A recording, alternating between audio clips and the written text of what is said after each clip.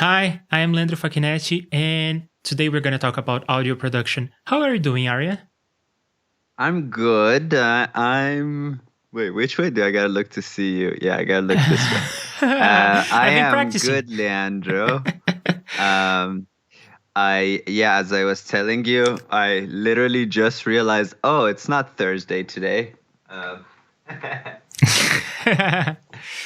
Yes, yeah, today is the day that we talk about audio production. So, that's right. what I had for homework was so, for those who don't know, we are working on this song together. It is this song that I actually told Arya that I would send it to him, but I didn't. I Oh forgot. yeah, Uh, and I forgot to say where is it, but that's fine.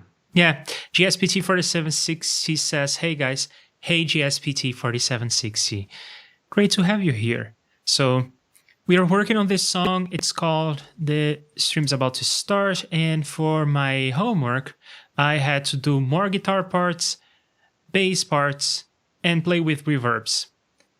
I did the Mm-hmm. third one. I did not write more Cool. bass parts or guitar parts. So I thought today we could talk about reverb because from all the effects, I think that reverb is probably the one that I know the least about. And Okay. it's probably one of the most intricate and creative effects that you can use.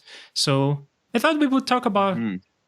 why and how to use reverb in different sources, first as a utility, but then also as a creative thing. I know that reverbs are like the centerpiece of some styles of music.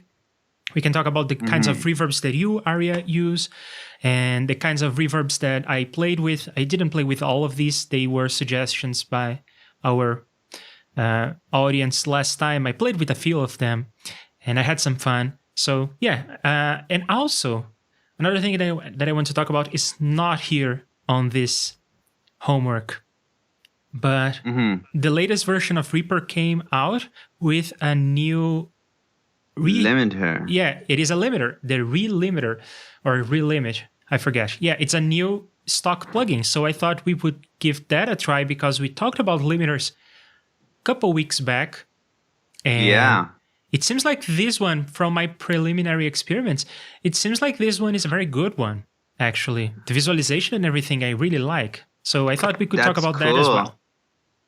Yeah, I haven't seen it myself. I know that my buddy Tormi Fancool, I think I'm saying that semi correctly.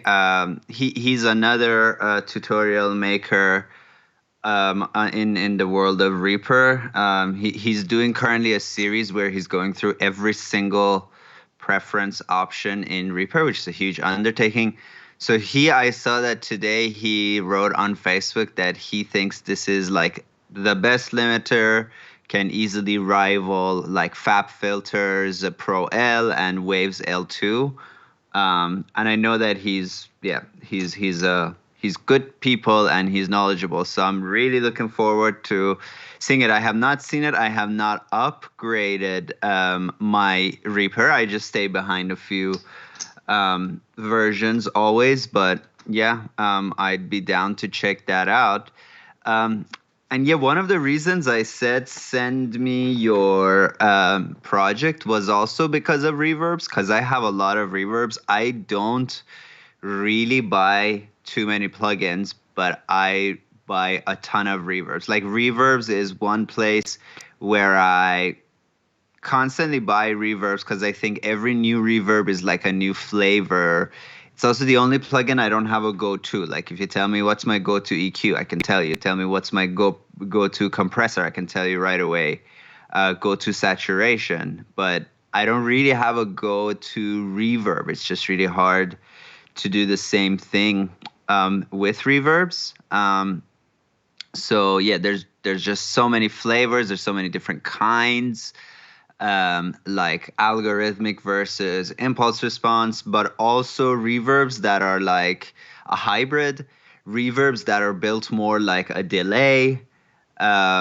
Yeah, there's so many options, and there is really and it's hard to say which one is best. I can tell you some reverbs that I hate, but from the 10 or 12 that I like, I can never nobody really can say, oh, well, this one's better because of these reasons, right? Yeah. It's just a super subjective thing. Um, so I guess for a start, I mean, I know that you know the answer to this, but for viewers and just overall, tell me in your kind of like, you're a DSP minded person. Like, I know how to use effects, but I'm just beginning to just learn what they actually do. Like, I use EQs, but I very recently, thanks to you, learned what an EQ is doing in terms of like mathematics. So, but with that in mind, tell me what a reverb is. Yeah. Okay. So first, from the sonic perspective, the purpose of the reverb is to, well, reverberate, like to simulate a space. Usually when we record stuff, we record trying to prevent reverberation in the room. I have all sorts of stuff in my room to dampen the sound, trying to avoid reverberation. Because when I speak, my voice is going to the microphone, but also to the walls, and then they're going to bounce back into the microphone. I try to avoid that. And the reason I believe we try to avoid these kinds of things is because we want to have more control over the kind of reverberation that we want to put in the signal further down the line. If we had an acoustically treated space with good reverberation, we wouldn't add a reverb later. We would just record in the room and it would sound nice. Like maybe you are in a church and the church has been designed to sound good. Then you just record in the church. You don't add any kind of DSP later. But reverb is just that. It's the sound bouncing back of surfaces in the room, and you just hear that. And usually when you are in the room, your brain tunes itself to just not hear the reverb. But then when we are recording something, we are not in the room, so our brains is not acclimated to that reverberation in that space. So we have to be careful about what kind of reverb, how much reverb we add to the recordings. So reverb is just an echo, but it's very fast. It's so fast that we don't perceive that as a separate sound. We perceive that as just color, or I guess there are all these words that try to describe what a reverb is qualitatively, but they just all fail because they are not the real thing. So yeah. There are always metaphors for what a reverb is. Yeah, okay, so does that match your understanding of what a reverb is? You said the thing that I think maybe I also recently watched a Dan Worrell video where he mentions the same thing of like when we are in a room, we are tuning, like our ears are tuning themselves to the reverb, and that's also because we move within a room, right? So we get the response from a 3D space. If there was a 3D reverb, a reverb that I could move between, my ears would be able to do the same thing. But that reverb kind of doesn't exist yet, but kind of does. Have you? It's a big tangent, but have you heard of sonar recording? I don't know what you're talking about. No. So sonar recording, I mean, this is like really new, super like semi-theoretical research. But basically the idea is like normally when we record, we put a microphone in a room. We get sound going to that point, right? So all the sound from the room goes into this like one diaphragm. With sonar recording, the theory is, what if we had a device, and this device would, you put it in the center of a room or whatever, and it would send some early sounds at the beginning. And from that, it'll get the dimensions of the room. And then from there, it would listen to everybody in the space and it would record them. But you can later go and say, oh, like there was a guitar player in the corner. I want to move closer to that guitar player. So this is kind of like the theory of it, where like we are recording the space, but we are able to move through the space versus recording the space from one single point in time. And using microphones, we can kind of approximate this if we just have so many mics and then we correctly kind of put them in an array and move. But yes, with reverbs, the problem is we are just really getting 1 point when we use a digital reverb. And it's done through delays, right? Reverbs, they're just delays, right? And they are filtered and there's a bunch of stuff done to them. Really just, filtering and delays, very short delays, longer delays. The short delays we call like early reflections. So we hear that when we're close to a surface. I thought this would make a louder noise, but it doesn't. And then if we are kind of like in the middle of a vast space, then we're not really getting early reflections other than from the floor, but we are getting the kind of like the actual reverberation, right? The sound going and eventually arriving at the walls and arriving back at our ears much later. Yeah, so this device that you're describing is not a microphone. It is something else. Mm-hmm. It uses like, it basically like echolocates the space, and then you are able to, and you can use this digitally, right? So imagine you have this space that you like mapped using this device, which is not ready yet, but at one point, I think quite soon it will be. And then you can put your sounds in that space, but you can arrange them however you want them, or you can have them move in irregular ways. So maybe you have a drum set that's moving around the room. And you can also say, well, the listener is in the center of the room, or the listener is in a corner and on the ceiling. You know what I mean? So you'd be able to digitally move things, and it would automatically calculate the reverb profile of each sound relative to the listener. That sounds crazy. It's crazy, yeah. It sounds like crazy technology, but it also probably feels weird to hear that, because when we are in a room and we move, then we are correlating our movement with the response that we have in the sound. So if we move closer to a drum set and it gets louder, that makes sense to us.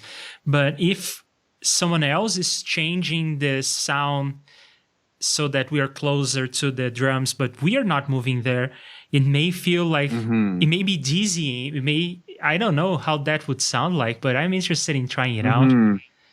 Yeah, a lot of these things are very dizzying. Like I have a binaural mic, and actually because binaural is ultimately stereo, I can even one day plug it in and show you. So you have binaural recording, right?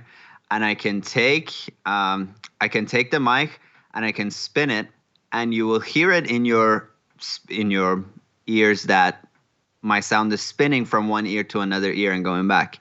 But if you do unnatural things to it, you start to get dizzy and kind of almost like nauseous. So like with filming, they say if you pan, it's not called a pan, it's called, I think, a tilt. When you do this type of movement, when you are spinning like clockwise or counterclockwise, the issue is that when we do it with our heads, our brain is stabilizing our image. So I'm not seeing as I move this way like my screen getting sideways. But when I do it, but when a camera does it, it feels very unusual. And the movie Gravity used that to great effect. So with audio, it's the same thing. If I just take my binaural mic and flip it upside down, and I keep doing that, or if I do any kind of really unnatural like jerky movement that doesn't introduce air, so it doesn't clip, it's so uncomfortable and nauseating and weird. Sometimes I go out at night and I'm recording things, and it makes me like so scared because you hear things in a very unnatural way to how you would hear them. So you hear certain things closer than you normally would. The other night I went out and I was recording the sounds of these two squirrels fighting, but I just quickly kind of put my headphones in. So my right was in my left was in my right. So I kept hearing like sounds this way, but actually the source is that way. It's torture. So why do you use these binaural microphones or even this other technology that we are talking about? What do you think people will do with that? Film stuff or music? So Both? film and game and like VR, AR stuff. I think that would be you know how much in music it will be used. I don't know. I mean, as soon as something like that is like cheaply available, I'm using it because I like doing stuff like that. This also, yeah, with this mic, this is the mic. You can monitor stereo or you can monitor binaural, but you're recording ambisonic. And I record ambisonic and then I can just kind of export that to whatever format I want.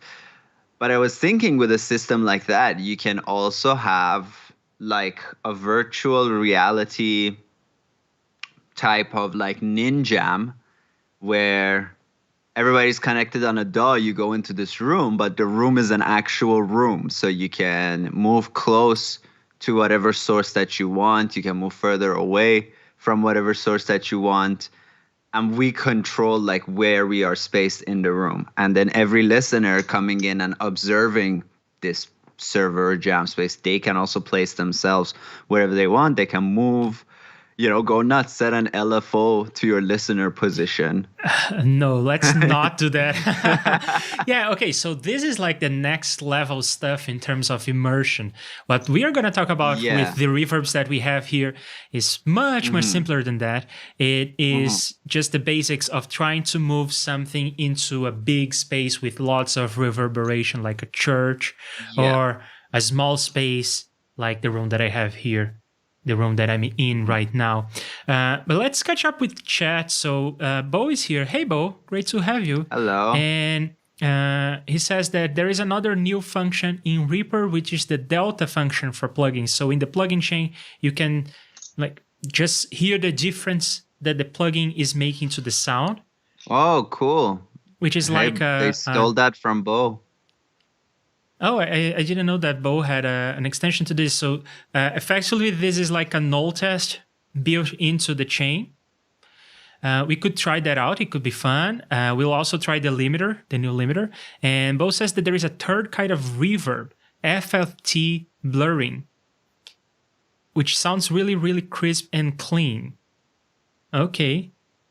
I didn't know about this, but I guess it makes sense because one of the artifacts of using FFTs, for instance, for filtering, if you just want to filter low frequencies, high frequencies, or bump something, you can use FFTs for that. But one of the artifacts of doing so is mirroring the sound. But for a reverb, that's exactly what we want. We want that kind of diffusion. Interesting. Yeah, I don't know if I ever used one or if I heard what that sounds like, unless something that I use already kind of has that built in. Oh, yeah, Michael. Yeah, I have Michael Norris plugins. I think they are only available in AU format, or I only have it in AU format, but... yeah, I may not have them in Reaper. I may only have them on my old, on the old Logic Pro. But I'll check that out. Why do you say that? Reaper can load audio units. Oh, that's true. Yeah, that is very true. How come I don't? Maybe I just haven't scanned them or something. Let me just check actually right away. Okay, so while you're doing that, I just hid all my AU plugins. Haha, that's what it is. Okay. That's, I guess, a good workflow question. Why do you keep plugins around that you hide but you don't use? I find that the loading of the VSTs and whatnot is something that slows down the initialization of software like Reaper. So I only install the stuff that I'm really going to use. Yeah, I guess I don't feel it being so slow. Okay. Yeah, and I don't delete them. I could delete them. I really don't have a good argument for not deleting them, except that it takes time, and I'm a scatterbrained person. Like Okay. stuff like organizing my hard drive and stuff. I do every once in a while, and I do have a good system. But if something is like out of place, I just don't go and correct it. I try to Okay. make new things work, but yeah, I don't make old things. I don't fix old stuff. All right. So we are creating a version of the music that we are working on, which is playing Cool. with effects. And I'm probably going to delete these at the end, but in this project, we are going to play with the new stock limiter in Reaper. We are going to play with a bunch of reverbs, and that will be a lot of fun, but we may or may not get anything done in terms of progressing on the song itself. If we find something that works on the claps, that's what prompted this search of a good reverb. So if we can do something that works on the claps, we'll keep it, but probably not. But yeah, Cool. let's dive into this limiter. So my first question is, where would you put a limiter here? We have vocals, we have guitars, we have percussion, we have acoustic and electric guitar, and you of course have the mixes or buses and the master. So let's talk about limiters for a moment, because the limiter is the new stock plugin. So first of all, what Sure. limiter do you usually go to? And I know that you have recently been playing with the Fab Filter stuff. So you have a stream about that. You mixed a song using the Fab Filter plugins. But since then, did you continue using them? How do you like them? Do you use Pro L? I think it's L2 at this Yeah. point, right? And yeah. I think I have Pro L. I don't know if L2 is now out, but I think what I have is Pro L. I may be wrong. I Before may be that, wrong. I used the L2, or no, sorry, L1 Plus Ultra Maximizer, which is by Waves. It is L2, cool. Yeah. I think mine is just I think mine is just the version 1. Just whatever my friend had, that's what I got. Yeah. Okay. Yeah, so I think that the way this works with Fab Filter stuff is that you buy whatever is the latest now. So for instance, I could come here and buy ProR, and I will have updates for life for ProR. But if they decide that they have so many new features that it's a new plugin, they will call it ProR2, and that one I have to buy again, right? I suppose, yeah. I honestly don't know. I just got the license transferred to me, so I haven't read into upgrades and stuff like that. I don't plan to upgrade anything. Like I know, for example, Timeless 3 is out and it looks awesome, but I just will not be upgrading anytime soon. Because yeah, me getting Fab Filter was like a lucky break. It's kind of like somebody gave me a Lamborghini for very cheap, but I'll never upgrade my Lamborghini because I didn't even need the Lamborghini. I just got it and it's nice to have it. But like, yeah, like I think it would be a while before I like spend money on something. Cause yeah, I have some go-tos. So, okay, where I use limiters in my chain? Well, when I went to music school, the production professor was like, well, you use limiter at the end. It's the last thing on your master track. You shouldn't use limiters anywhere else. Your stuff shouldn't clip. All your buses, you got to make sure they don't clip. And once all your buses don't clip, if they go to the master track, you do a bunch of mastering, a multi-band compression, and then you put the limiter at the end and you crank it. And I was like, all right, well, this sounds like the logical thing to do. And then I went to film school and I had a sound design teacher, and he would do stuff like he would take a recording of him like taking a hose of water and slapping it against the wall. So just pointing a water hose at a wall. And it would sound kind of weak. And then he would crank it up and he'd put a limiter on it. and he would compress it and do all that stuff. And I'd be like, well, why are we putting a limiter on the sound? And then you're layering this with a bunch of other sounds that you put a limiter on. It's like, yeah, well, what's the problem? There's no problem. So now I'm of the opinion that, yeah, there's no problem. Like a lot of people go, oh, how can I, when I compress my drums, my transients clip. If I want my transients not to clip, then my kicks don't have the body that I want them to have. And it's like, put a limiter on it. There's no problem. Mm-hmm.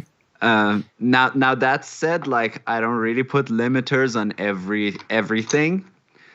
But yeah, if you need a limiter, use a limiter is the thing that I learned in film school. It's like, yeah, if you need a limiter, use it. Do you use wherever. The limiters for utilitarian purposes only? If something is above the levels that you want, you put a limiter on that? Or do you use it for the distortion that may happen if you put the attack too fast or that sort of thing? It's more like in the wave shaper territory at that point. But do you use it for creative effects like that? Yeah, like in sound design, if you're using a limiter, you're probably cranking it, because in sound design, you really are in control of the level of how loud something is. So in the case of the water hose, like the water hose against the wall didn't sound so good, but then crank it in the limiter and it starts distorting and it becomes like a custom like noise layer that then you can shape with an envelope and you can use it as a layer. In music, in the music I make, I don't really like crank the limiter to the point of distortion, because I don't like, my style is like record a guitar, drums, like, you know what I mean? Like the type of music that I do, it's not super appropriate. But recently I did a film where they only note they gave me for the music, they were like, we love the music for Doom. So go ahead. And so with that, I use the video game. Yeah, the like 20, I think it came out in 2016, and it has this like synth makes love to gent with metal, industrial, gritty, super crazy music. And they were like, we like that. That's all we're gonna tell you. And so in a project like that, I really did use tons of limiters, like on each individual. I had a guitar bus and I had a limiter on the guitar bus, and I had all these like different types of noises and delays with feedback all the way up that was constantly just feeding back into itself and becoming crazier and crazier, and I would put a limiter on that.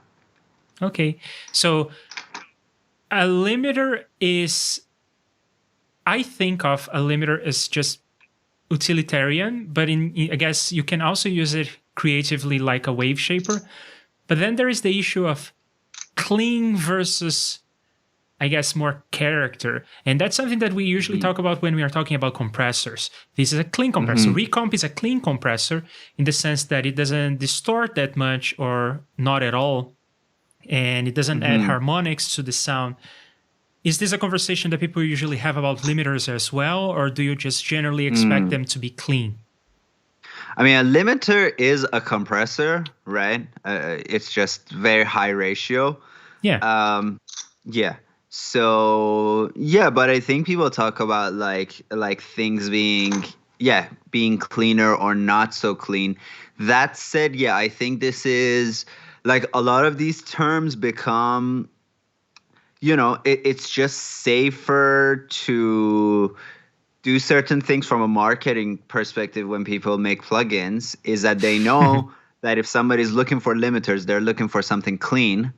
So if they are marketing something as a limiter, they're marketing it to be somewhat clean. And like stuff like Pro L, it's very cool because with Pro L, you can get it clean or you can get a really dirty thing as well.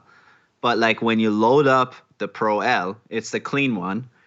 And then you actually have to consent to it being dirty. So that if you're a person that just doesn't know and they're just using one type of limiter, they're just playing with two parameters, they will never even see like down there it says clean, and you'll click on it and you can go to like grimier settings. And then companies like Waves, it's like they have a clean limiter and then they have a dirty limiter. It's really the same thing, but they give it two different faces and then they can sell it to people twice. So this is the one that you use, right? This is your go-to, I suppose. For the longest time, yeah. Okay, so why did you choose this one? And now that you have L1, not this L1, I guess, now that you have Pro L, did you switch? How is your experience with the FabFilter plugins thus far?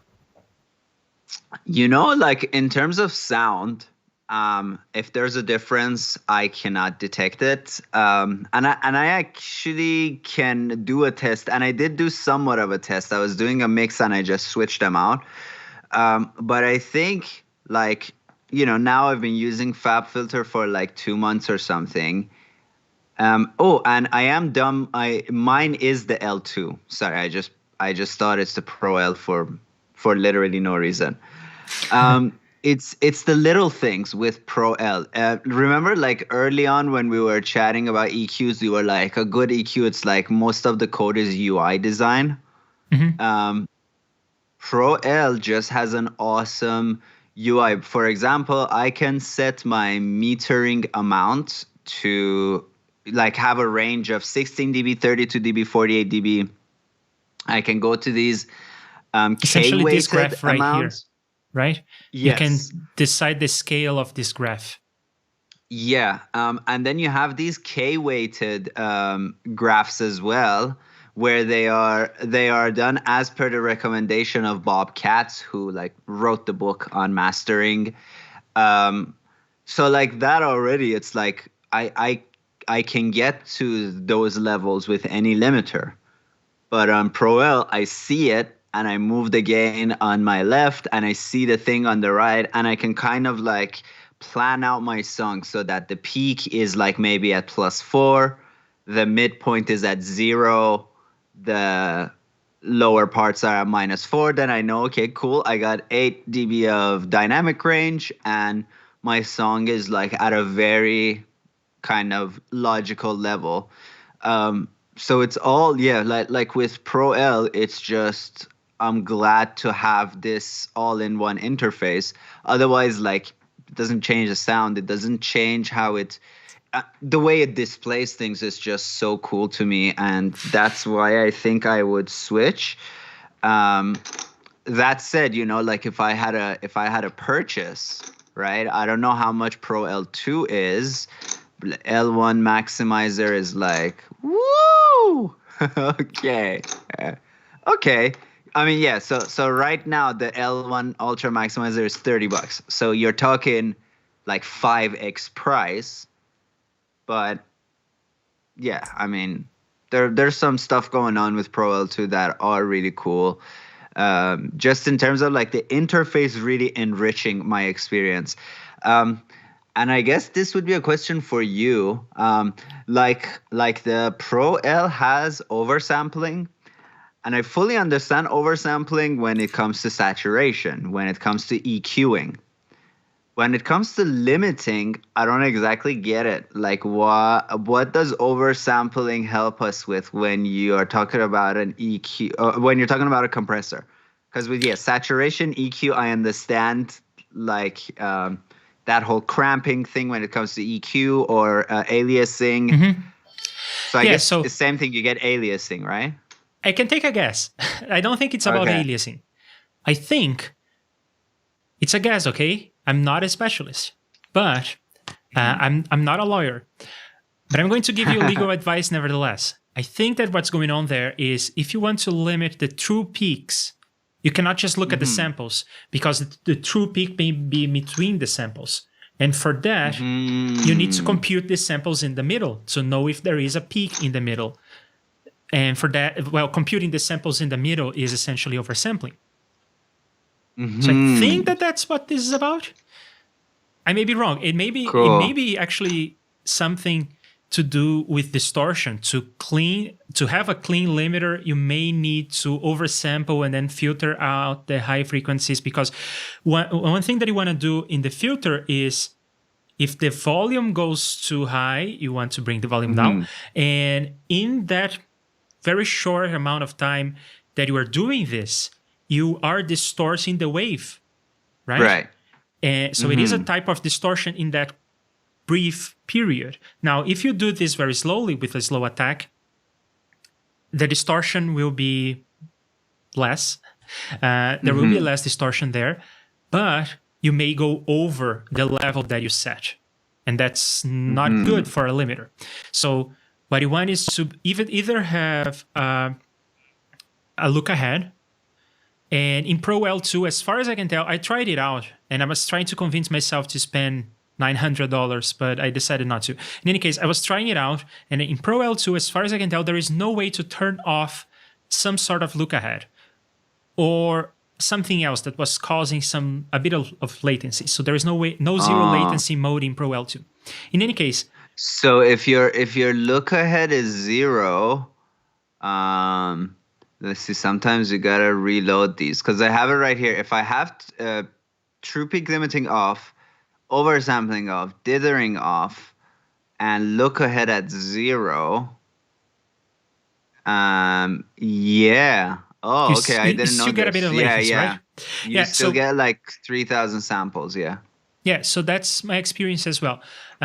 So yeah, and it is because of this trade-off. I mean, either you are going to have a look ahead so that you know ahead of time that you need to start cranking down the volume because it's gonna go up. So you want to compensate for that. So either you have a look ahead so that you know ahead of time that you need to turn down the volume, or you are going to distort the sound because the loud sound is going to come in and you have to react. Either you're going to leave that go through and then your limiter will not be limiting the true peaks. It will not be limiting for real. It will let some of this sound through, or you're going to distort. And maybe the oversampling could help you there. I mean, you could distort, but then you could just filter out the things that would alias. I mean, when you're distorting the sound, you are adding harmonics and you are adding stuff that may alias because it may go over the Nyquist frequency. So at that point, you may want to do oversampling, filter out the high frequencies, and then downsample again. But the problem is, as far as I can tell, to oversample something, you have to introduce a bit of latency. Because if you just have the samples as they're coming in, how do you know if, like, you have a sample that just arrived? Is the next one going to be above or below, right? You need a bit of latency to collect that information, and then you can oversample.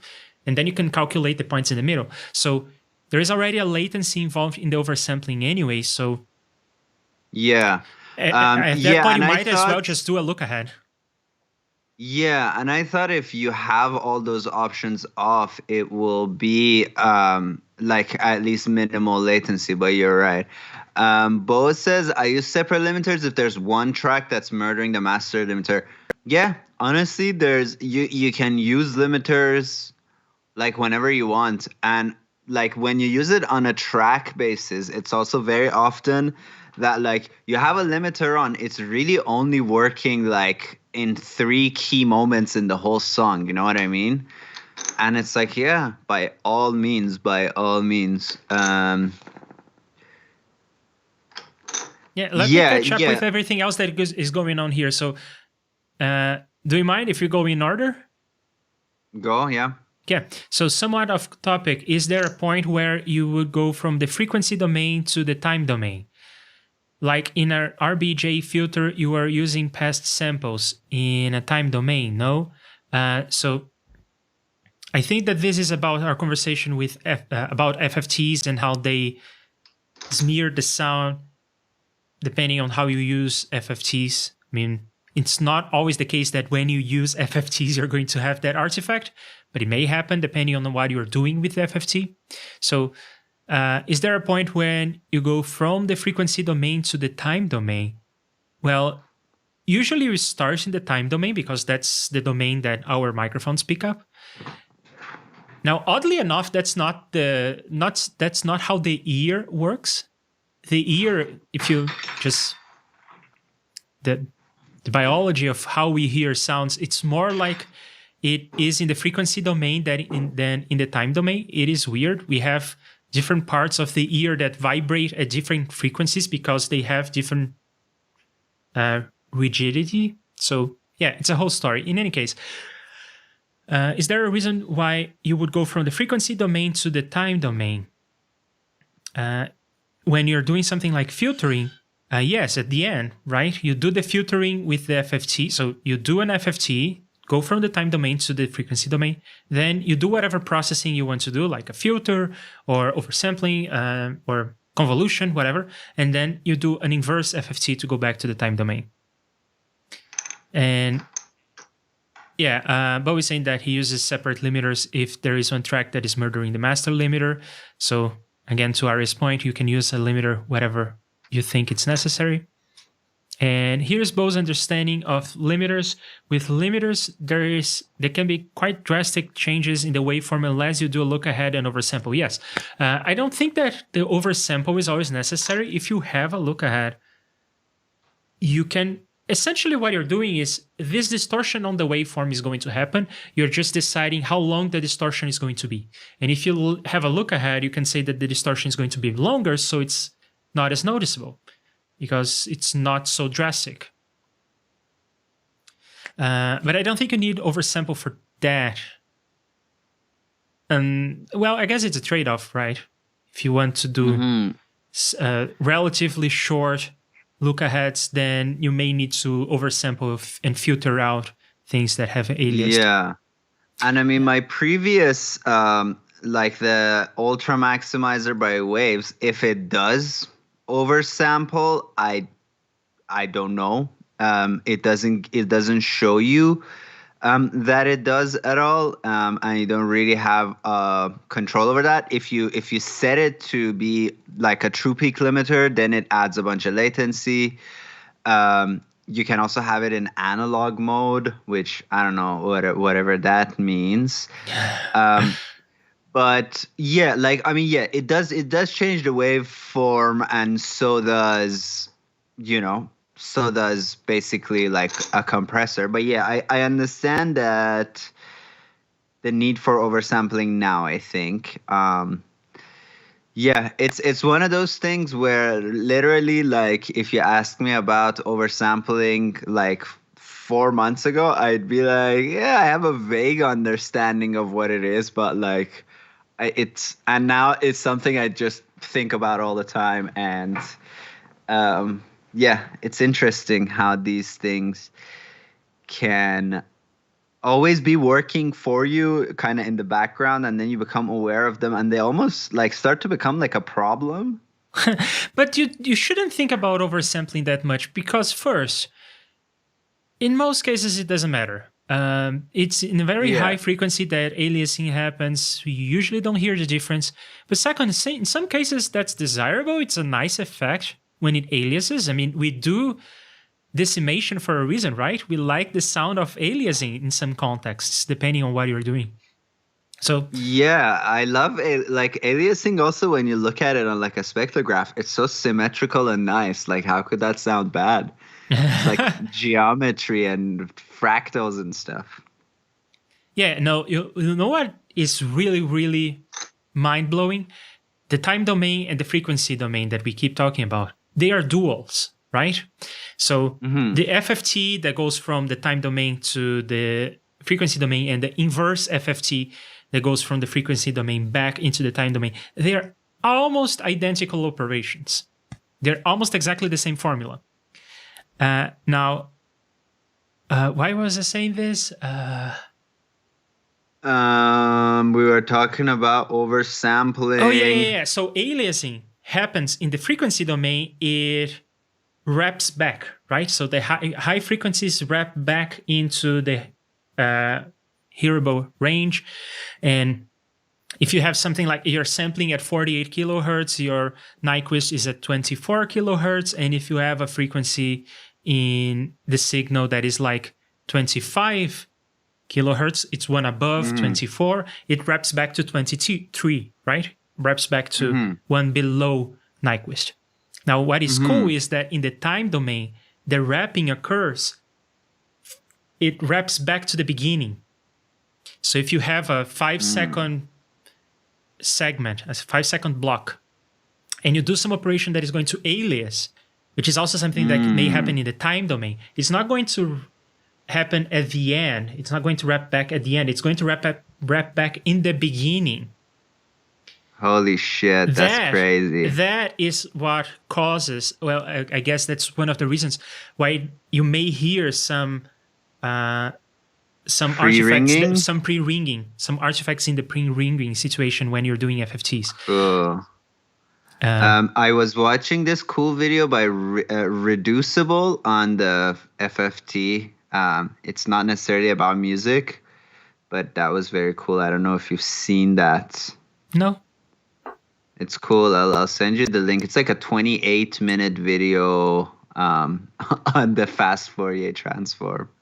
Yeah, there is so we can talk about some videos that we like about this topic because there are so many and so some of them are so good. So there is this channel called 3 Brown, 1 Blue, and I don't think it's about the FFT. It's about the Fourier transform in general. So cool. The Fourier transform is the mathematical operation, and FFT is an algorithm to implement that mathematical operation, and it is faster.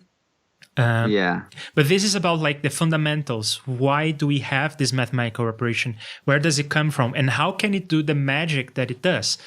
I mean, it is magic. Like, it's looking at the signal in the time domain, which is a whole mess. And it's like this wise guy that says, okay, there is a little bit of 5 hertz in there. There is a little bit of 10 hertz in there. Yeah. There's a whole lot more of 100 hertz in there. I mean, how does that even work? It is crazy and it is a lot of fun. So this video is a very good one. And it's crazy how our ears do that, right? Like the only bit of data that our ears get is that air is wiggling next to them. And we got 2 of them. And from that, like I can distinguish between your voice and Bo's voice. I can hear your voice meanwhile listening to my fridge. And I can separate the amount that the fridge wiggles my ear versus the amount the noise coming from Skype is wiggling my ear. And I can also hear my cat purring. And all of that is just by just... Yes, I was reading about how that works. It's super interesting. And it's, at least to me, it was surprising. So the way that it works, this is the book that I'm reading, as you all probably know at this point because I keep talking about it. So yeah, the sound waves come in, and this is what I was alluding to before. What happens is not that we have something like a microphone diaphragm in our ears, that our ears don't work like a microphone. They work more like a frequency spectrum analyzer. So the way that this works is air comes in, and then there is this bone that transfers that vibration to a tube that is filled with liquid. Okay, so there is already something weird, right? We don't necessarily exactly hear the sound waves in the air. We hear the sound waves propagating in this liquid.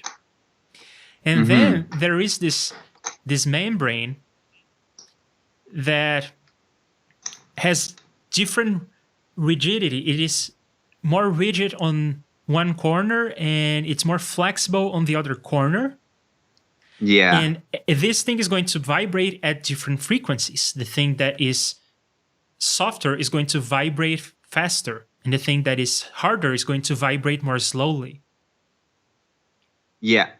I think so, or the other way around. I'm not sure about this, but in any case, the different rigidity of the material will make it vibrate at different frequencies. And that's what generates the signal that goes to the brain and we process as sound. So isn't that crazy?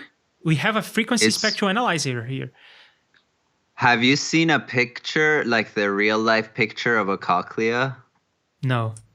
Do I want to see that? That is also cool. It's cool, yeah. I think it first of all, it looks kind of delicious. But no, it's really cool. You can see those hairs. Very, very cool. And I guess from all of that, like coming back to like reverbs, like yikes! No, that's not good sight. No. Does that not look good? Yikes! I'm closing this tab. Yeah, like so another thing that our ears do is that, like, I clap, I hear a sound, the air from the dry goes to my ear, then it hits the walls and it hits my ear again. And our ears are like building a profile, and they are keeping track of all of these different sounds. Because if they perceived each sound on its own, we still wouldn't hear a reverberation. We just hear like sound, sound, sound, sound. But we understand that this next sound is an extension of the first sound. Like we are analyzing. Yeah, we are analyzing like small, tiny frames of audio. What, like, I don't know what our sample rate is, but just the small fractions of these audio, like different bits of sound coming to us, and we are just mapping them out. And we can even tell, like, if something is like moving, we can tell that, like, oh, it's the sound that's coming from it, its profile is changing through space just from Yeah, wiggly air. I think that our ears don't work at a certain sampling rate because our ears Yeah. are analog. Yeah. No, I'm joking when I say the sample rate. I know you are. Okay, but I would like to have digital ears maybe. Aliasing is symmetrical when the frequency is nicely divisible with the sampling rate. It can look really bad when it's not. Oh, I guess maybe it's just an accident that whenever I have looked at aliasing, it's looked very symmetrical. I mean, it looks like a staircase going in one direction and then continuing in the other direction, but the steps in the staircase may be all over the place, I suppose. Yeah. It looks All right. like in Mission Impossible when there's like these lasers at the museum and they're going ducking under them and stuff. Can I suppose, especially because of the colors that people will use to draw these kinds of things. So can you send me the link about the FFT, the video that you mentioned? I'm going to paste it here on the chat. I thought I did. Did I not? Okay. Yeah, I'll do that in a second.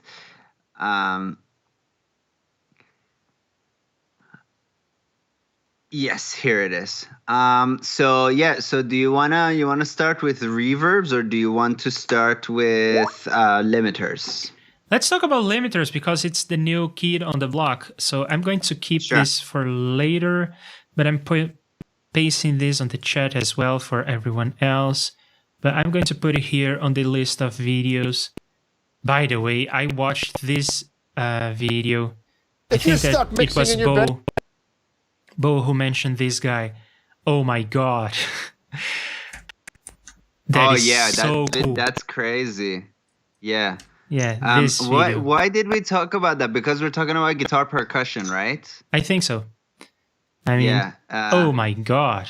In any case, yeah, this link is here for me to watch later. And yeah, let's try this out. So the first thing that I do when I'm evaluating a limiter or compressor is to see if it's going to distort the sound wave. And I think it's a trick that we already did here on the stream. So let's just apply this to this new limiter. I did it with all the limiters that came with Reaper. So do you remember doing that, Arya? Yeah. Okay, so let's do the same with this new one. And I haven't done this, so I don't know how it's going to turn out. I'm going to create a track, and I'm going to put this track on a folder that I'm going to mute so that we don't necessarily hear what's going on there. Yeah, because everything here is wired to the output. And then I'm going to go into the effects chain. I'm going to put a tone generator. I'm going to be using my own this time. I'm going to also put in here ReaLimit. And then my oscilloscope. Cool. And something is weird because it's not producing any sound.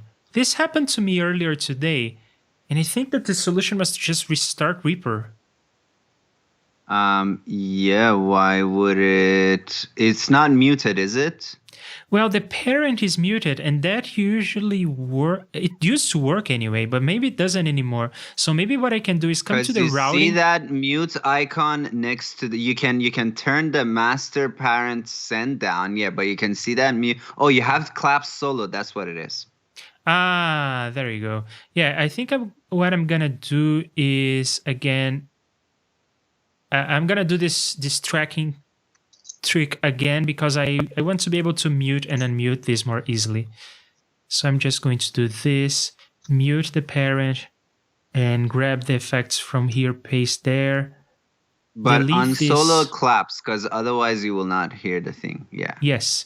And I think I'm going to go to this region in the project so that I'm not But accidentally okay. playing something. I think this is what the issue is. Right now, the mute from the parent is inherited, but if you take the volume of the parent and turn it to minus infinity, then it won't send a mute notice below. Do you know what I mean? Like there's a small Yes. there's a small red bar next to track 35 that indicates that it's doing a mute command basically. All right. Okay, I guess we're not gonna hear this, so it doesn't matter. Yeah, I'm just making sure that you don't hear that, right? No. None of us is hearing that because it's not going to the master chain. Yeah, just want to make sure that I'm not blowing anyone's speakers. Well, I guess in that case I shouldn't be doing this, right? But it's okay. Mm-hmm. So, and then let's put the oscilloscope, and I'm going to not have the limiter in place to look at the waveform as it goes like maybe to up to like -2. Let's go up to -2. Maybe make the frequency something like 50 or something like 100 just so that it's all like round numbers, you know, everything round as a number. If you want, here it is. And we can see like a little bit of a... You can pause yours. Yeah. Oh, yeah. You got a pause button. Cool. Yes, right. I do have a pause button, but what I don't have is something that... So maybe I'm going to use the oscilloscope that comes with Reaper because it does have this retriggering thing that I like. And the retriggering is... I'm probably going to implement this in my oscilloscope when I get around to using my design system in all my existing effects, which will happen later. But what this retriggering is doing is it's not pausing the oscilloscope. What it's doing is it is just waiting for the sound screen. to like change. Yeah, it is just updating the screen when the wave is on at a zero crossing and ascending. Cool. So with our oscilloscope in place, we can come to ReaLimit and turn it on. And we can play around. And what I'm looking for is not clipping, not squaring off this waveform. And it is responding well. That looks good. Can we also see if true peak on will do anything interesting? Well, it does one thing that is interesting, I find. The latency goes up. Right. We would expect that. Yes. But was it really the true peak that made this happen? I don't think so.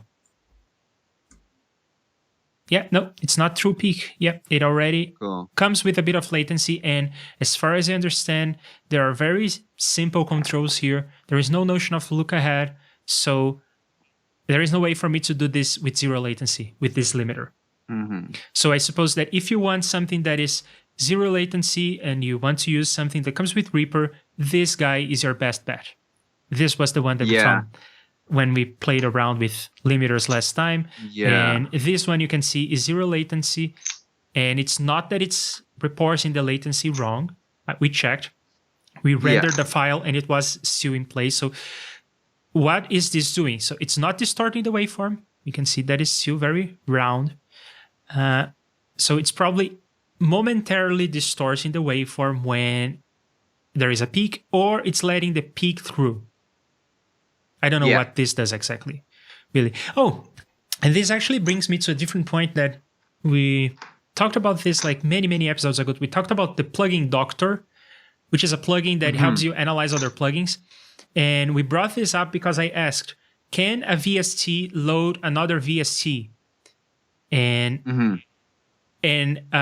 Plugin Doctor was mentioned, but Plugin Doctor is not a VST. Plugin Doctor is a host. Yeah.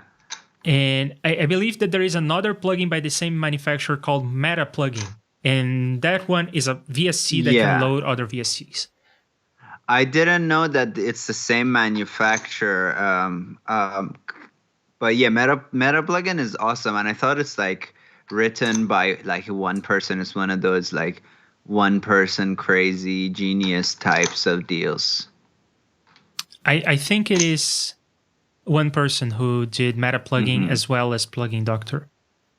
Cool. Okay, so Bo is suggesting that we should also look at the frequency spectrum because we may have some harmonics going on. So on this limiter, I don't see anything weird popping up. I guess maybe when I switch it bring really the fast, ceiling down also and move it a little less fast. Yeah, make it like 1. 1 is kind of like the default, and I can see some ringing here.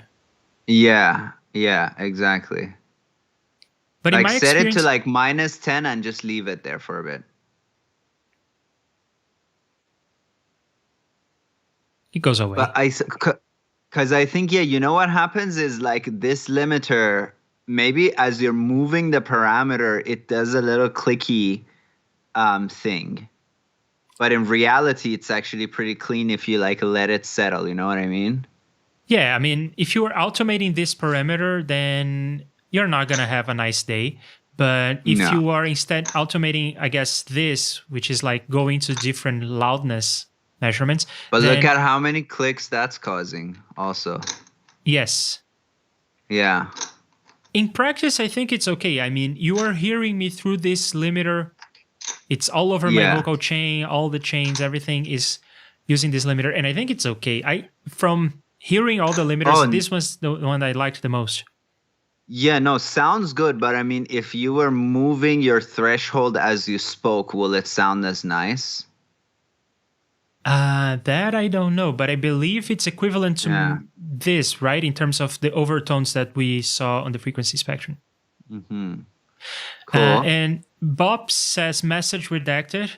Hey, Bobs, great to have you here. And I say message redacted back to you.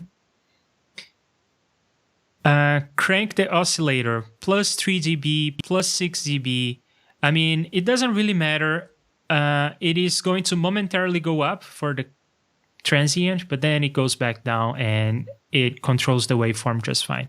Oh, I put -6. Let me put +6. So see, same story. It's just computing the gain for that moment, and then it's applying the gain reduction. So it doesn't distort. Unlike some other limiters that we looked at. So if I remember correctly, when I bring this down, so it was not this one. Maybe it was Event Horizon, but then it says Clipper on the name. Yeah, the Event Horizon is a limiter / clipper, and that guy is going to distort the waveform. You have it after your meters. Oh, there you go. That's why. Yeah, so this guy is distorting, but it has clipper on the name, so you would expect that much. Okay, so that is the one that I currently use. It's 0 latency, so I guess in that conversation we were having, you cannot have your cake and eat it too. So if you want something that is 0 latency, you're going to distort a little in the transient. Yeah, there is no way around that.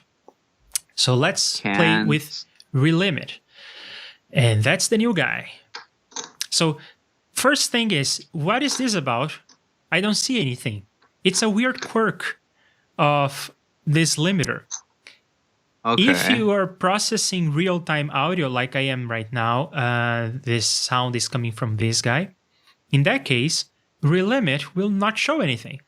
But if you're processing something that has been recorded, like I'm going to put the limiter here on this track, and then we actually hear this sound because this is not muted. So maybe I will mute this. There you go. Oh, not mute. I'll just bring down the volume. Yeah. Okay. So if I use now ReaLimit on a media item, that's a weird quirk. Then you see the waveform. Let me play this. Camera, check. Lights, check. How's my hair? Oh, weird, right? Cool. It only shows the waveform when you're playing from something pre-recorded. I've seen this behavior in lots of JSFX, like Psyche's spectrum analyzer, I think, does a similar thing. I had some monitoring effects where I noticed actually just last night, they only display everything they display if it's recorded audio. If you're talking about live audio, they no longer show everything as it is. Maybe it wasn't the Psyche. I can look up what it was. I don't know if I've seen this behavior with other things.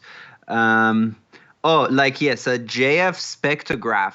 I couldn't get it to work with my live audio. Though even I remember it working with live audio. I don't know what the hell's going on. Spectrum. It seems to be working with real-time audio here.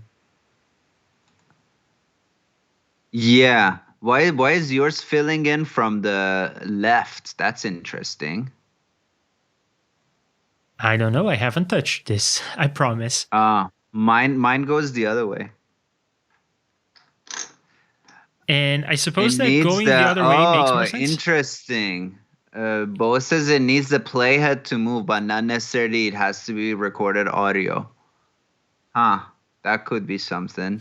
That could be something. Let's try this out. So to have the playhead moving, so that's a weird quirk of Reaper, right? I cannot move the playhead past the last item in the project. There's a setting for that. Go to File Project Settings. Of course there's a setting for that. I'm not going there. I'm just muting the master and I'm playing the song. So now we can go to ReaLimit. And sick. Yeah, it needs the playhead moving. Because this is our... I have so many tracks and effects going on that I'm getting confused. But yeah, this is my sine wave. Cool. Yeah, I've seen this behavior in other JSFX and other things in Reaper.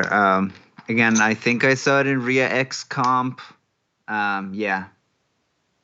Okay, but it's not a deal breaker. I mean, no. Now that we even know this hack, it's even better. Yeah. So let's see what else is going on here on the chat. Hi.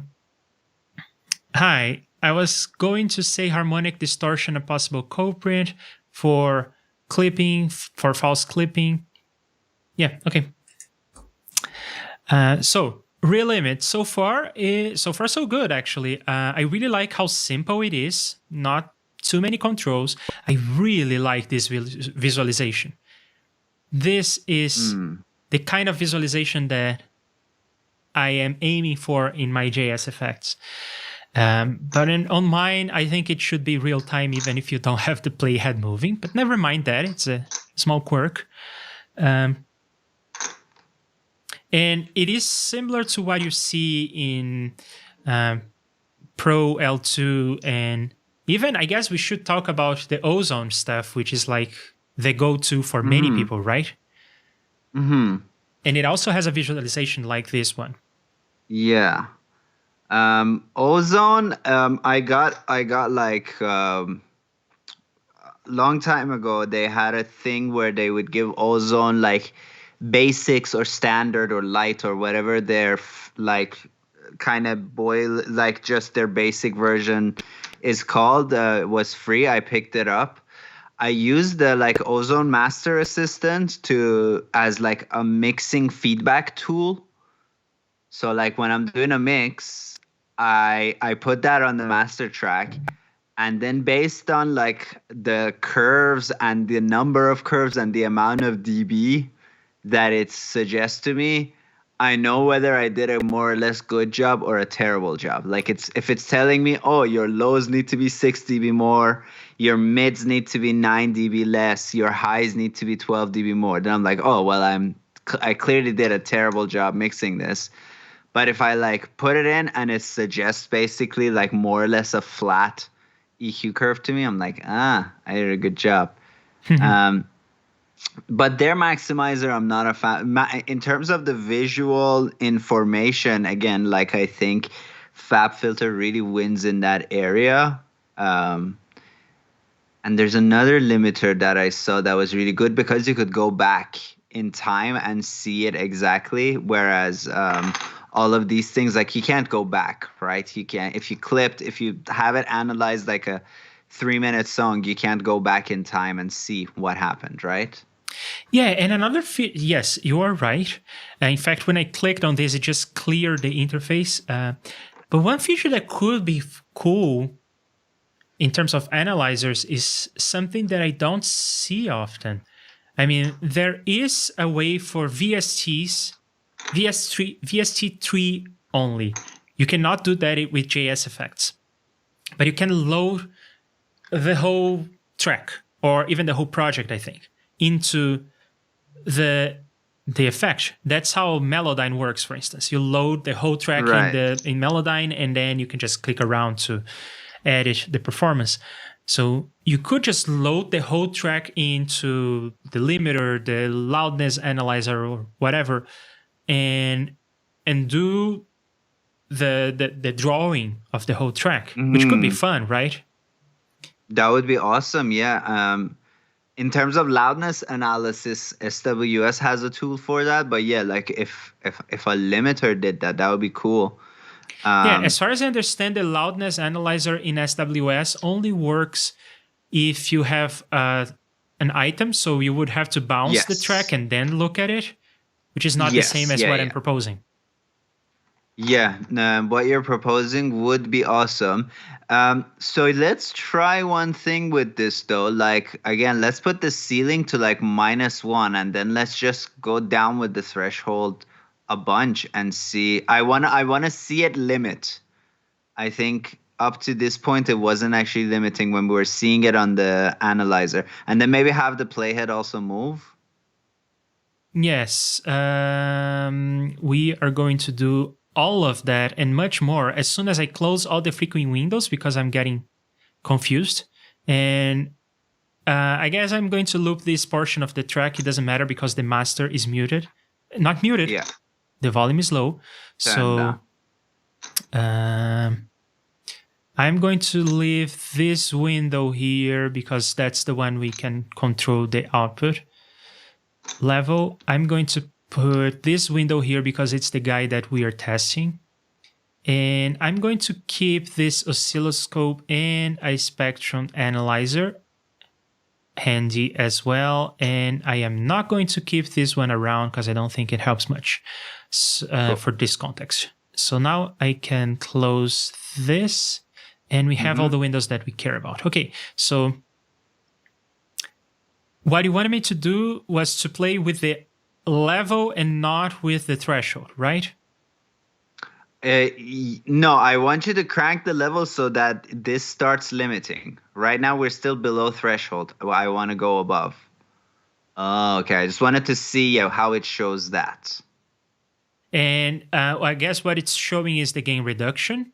And it's also showing with a red line the brick wall, the ceiling. Yeah. And it is showing the waveform, the original waveform in light gray and the output in dark, I guess it's black. Can I make a suggestion? Of course. On your effects, click on param. On which one? On the one, your oscillator. Click on param. And go show and track controls. I see where you're getting at. Up. Oh, not. Well, you can just click on the second thing as you move it. Another thing I can do is just close this guy, reopen this, and I'll put a volume knob instead. Sure. I just wanted to save you screen real estate. You can show it in your track controls and just see it in your track controls. But this Yes. works too. All right. So now I have a single slider, and I can put even the slider like right next to me over here. So, all right. I like what I see. I do see some harmonics, more so than in the MGA plugin. Mm-hmm. But again, only when you move stuff, it settles down after a while. Oh, yes. Yeah, that is absolutely the case. And you can see just by the waveform. If the waveform is round, then you don't have harmonics here. But I can tell that when I am crossing the threshold, the thing is producing harmonics. It is distorting the sound. Right? Yeah. But again, I don't know if it's just because you're doing this way too fast, or does it actually happen if it's consistently above the threshold? Is it somehow just getting rid of all the distortion? Yeah, absolutely. Because when you are consistently above, the release is very slow. So it means that the gain reduction here is never going to go up. It's never going to stop reducing the gain. So it is at this point, if I don't touch anything, if the levels stay put, this is effectively me putting a volume knob and cranking it down. That's what this is doing. And it's not distorting because it's not a clipper kind of thing. Yeah. And I really like, and you can see over here in the oscilloscope, as I bring the volume up and down, you can see some oscillation, right? Yeah. And that's because the release is acting. So when I decrease the volume here, the gain reduction hasn't caught up to the fact that the volume is now less loud. I guess it's quieter. So it applies more gain reduction than it should, which brings the waveform down. Then the gain reduction adjusts, and then the waveform gets back to where it should be. But I guess that's exactly what we want in terms of this behavior, right? Yeah. Yeah, the performance setting is also what I was wondering, and Bo was saying that too. Like right now we have performance, high quality. What other options are there? Oh, low latency. Oh, that's brilliant. How can I tell the latency? But is it low or no latency? Well, you got to show your effects window again. Oh, it is not zero latency. Halved. Yeah, it's halved though, or even more than halved. That's good. Yeah. So what is this about? I have never seen this meter with 3 numbers. First, I'm seeing it with 3 numbers. Okay. I've always seen it with 2 numbers, and it was 2 numbers literally like half an hour ago when we were looking at this. It was 2 numbers until I changed this parameter. Interesting. Oh, so no, it's just for this plugin. Others are still 2 numbers? Yes. I have a theory, but I'm not gonna say my theory. You are all mysterious, aren't you? Okay, so I'm gonna say that this. I've got to tell you my theory is that one is for the graphic analyzer. Like if you stop playing, will it go back to being 2 things? Oh, it is. My theory was correct. It needs some time to analyze stuff, I guess, visually, right? Like it needs some CPU or it needs some GPU or something. But I don't think your theory holds because I started playing again and I see only 2 numbers now. So I think that the thing I did was to change the performance to low latency. But even then, now it's not happening again. Was that just happened once and it'll never happen? No, high quality, it happens again. There you go. I have no idea. I am not going to pretend that I understand this.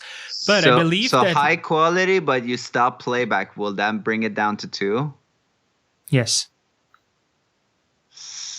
But you didn't stop playing just now. Oh, I restarted playing. I hit a keyboard shortcut for that. Okay. Shit. Yeah, I but mean, the never mind Reaper that. blog is here, and he's never seen three numbers, so we're not. We shouldn't be embarrassed for not knowing.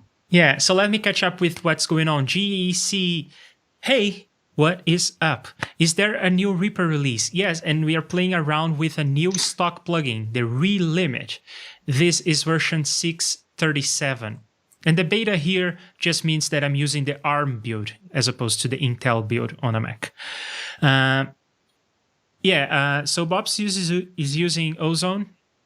He likes the GUI. FabFilter is just a tad above my budget.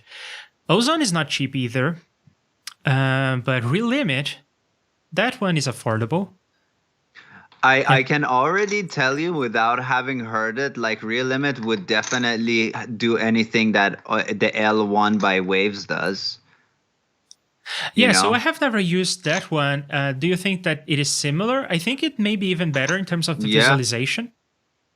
Yeah, exactly. It gives you visualization, and like that one gives you like dither and stuff. But like, hey, like you can do dither in Reaper, and yeah. So that stuff is really. I ignore them. I always have them set to nothing at all. And if I need to dither, which I haven't needed to in a really long time, you do that elsewhere. You can do that elsewhere. Yeah, so this is more of a mastering kind of thing, right? When you downsample, or you don't downsample necessarily. Well, I guess you do, right? You go from like 48 kilohertz to 44.1. That is downsampling. And at that point, you would dither also if you are like changing the bit depth. So these kinds of things sometimes go into a limiter just for convenience because people are following the rules of your old teacher, right? Right. Yeah. Okay. So what? By the way, what would you use when you dither in Reaper? Do you just use the dithering that comes with Reaper, or do you go for something like Ozone has a bunch of settings for dithering as well? I honestly don't think since I've started using Reaper, now coming up to about 2 years, 2.5 years, I've not needed to dither anything. I work in 4824. I print in 4824. I make my videos in 4824. I do all my music in 4824. I don't make CDs. I've not needed to dither. I had to downsample something. We recorded in Pro Tools like a while back in the studio, and in that studio they were recording 96K, but we did that in Pro Tools. Okay. I don't think I've ever touched the dither options on Reaper. I saw Dan Worrell video on dither, and John's right. With sample rate, dither doesn't come into play. Only with thanks for catching my bullshit. Okay, so all the preliminaries look good so far. I am liking ReaLimit. It works the way that I like to work, which is like probably what I would use. In fact, is this option. This option is awesome. There is also this one, which should affect the latency, but it doesn't, it seems. For true peaking, it should affect the latency. Maybe it already gives you the latency up front. Yeah, maybe. I don't know, thinking that you are going to maybe use a true peak. I want to try this on mixes and stuff too, to be honest. There's only so much we can get from a sine wave. Sure, yeah. But let me just talk about this option, which I like so much. I mean, this is the way that my brain works. In fact, it's something that has come up in other limiters. So let's talk about it. Let's say that I'm not doing any brick wall ceiling kind of thing. And let's say that my signal coming in is, can I make it like at, right now it's at -7. All right, so it's at -7. Now there is one thing that really bugs me, which is, it's a square wave now? What's up with that? Yeah, when did that happen? Is it the volume adjustment plugin? Because you have 30 dB of. Oh yeah, it is. This guy has a clipper in there. Yeah, I don't like that. Yeah. I was tweaking the wrong knob. The one that I wanted was this one. So right now I am at -8. And there is one thing that almost every limiter does that bugs the hell out of me. It doesn't work the way that I think about things, which is when I bring this threshold down, as long as I'm not affecting the sound, it should not be bringing the volume up, and it is. I don't know why the limiters do that. It doesn't work the way that I think about things. Just doesn't work for me. So in this, I can link the two parameters, and now if I bring this down, see, that makes a lot of sense to me. I'm not touching the waveform until I want to touch the waveform. That's how my brain works.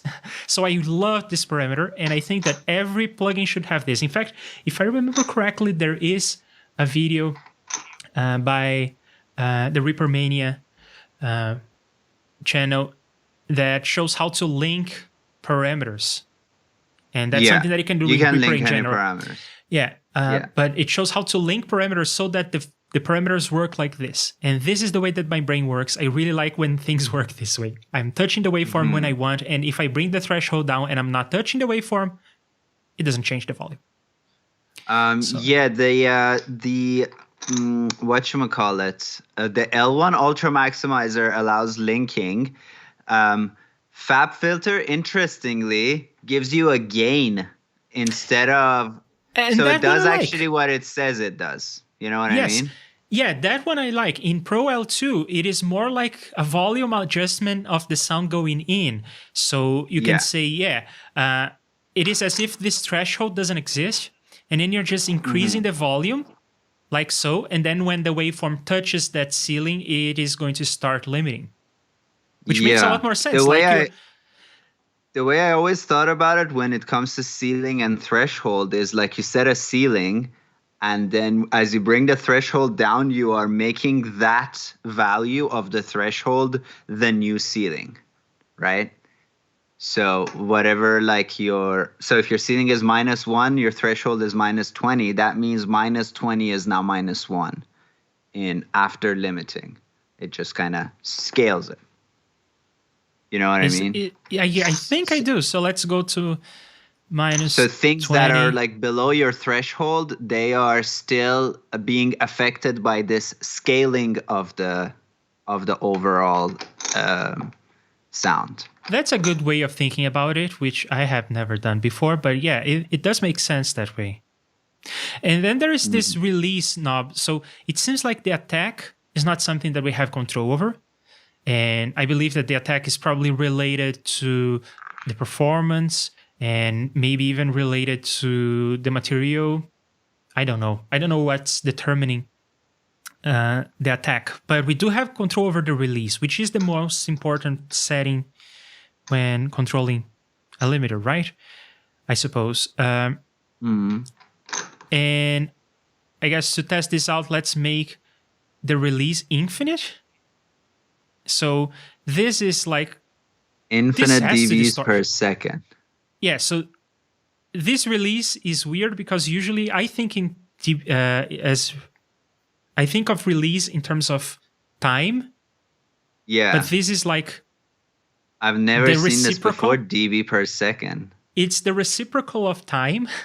So when I go to the left, it's making the release faster, and when I go to the right, it's making the release more slow, which is how it usually goes from left to right. When you're cranking the knob up, it goes to more slower. So that makes sense.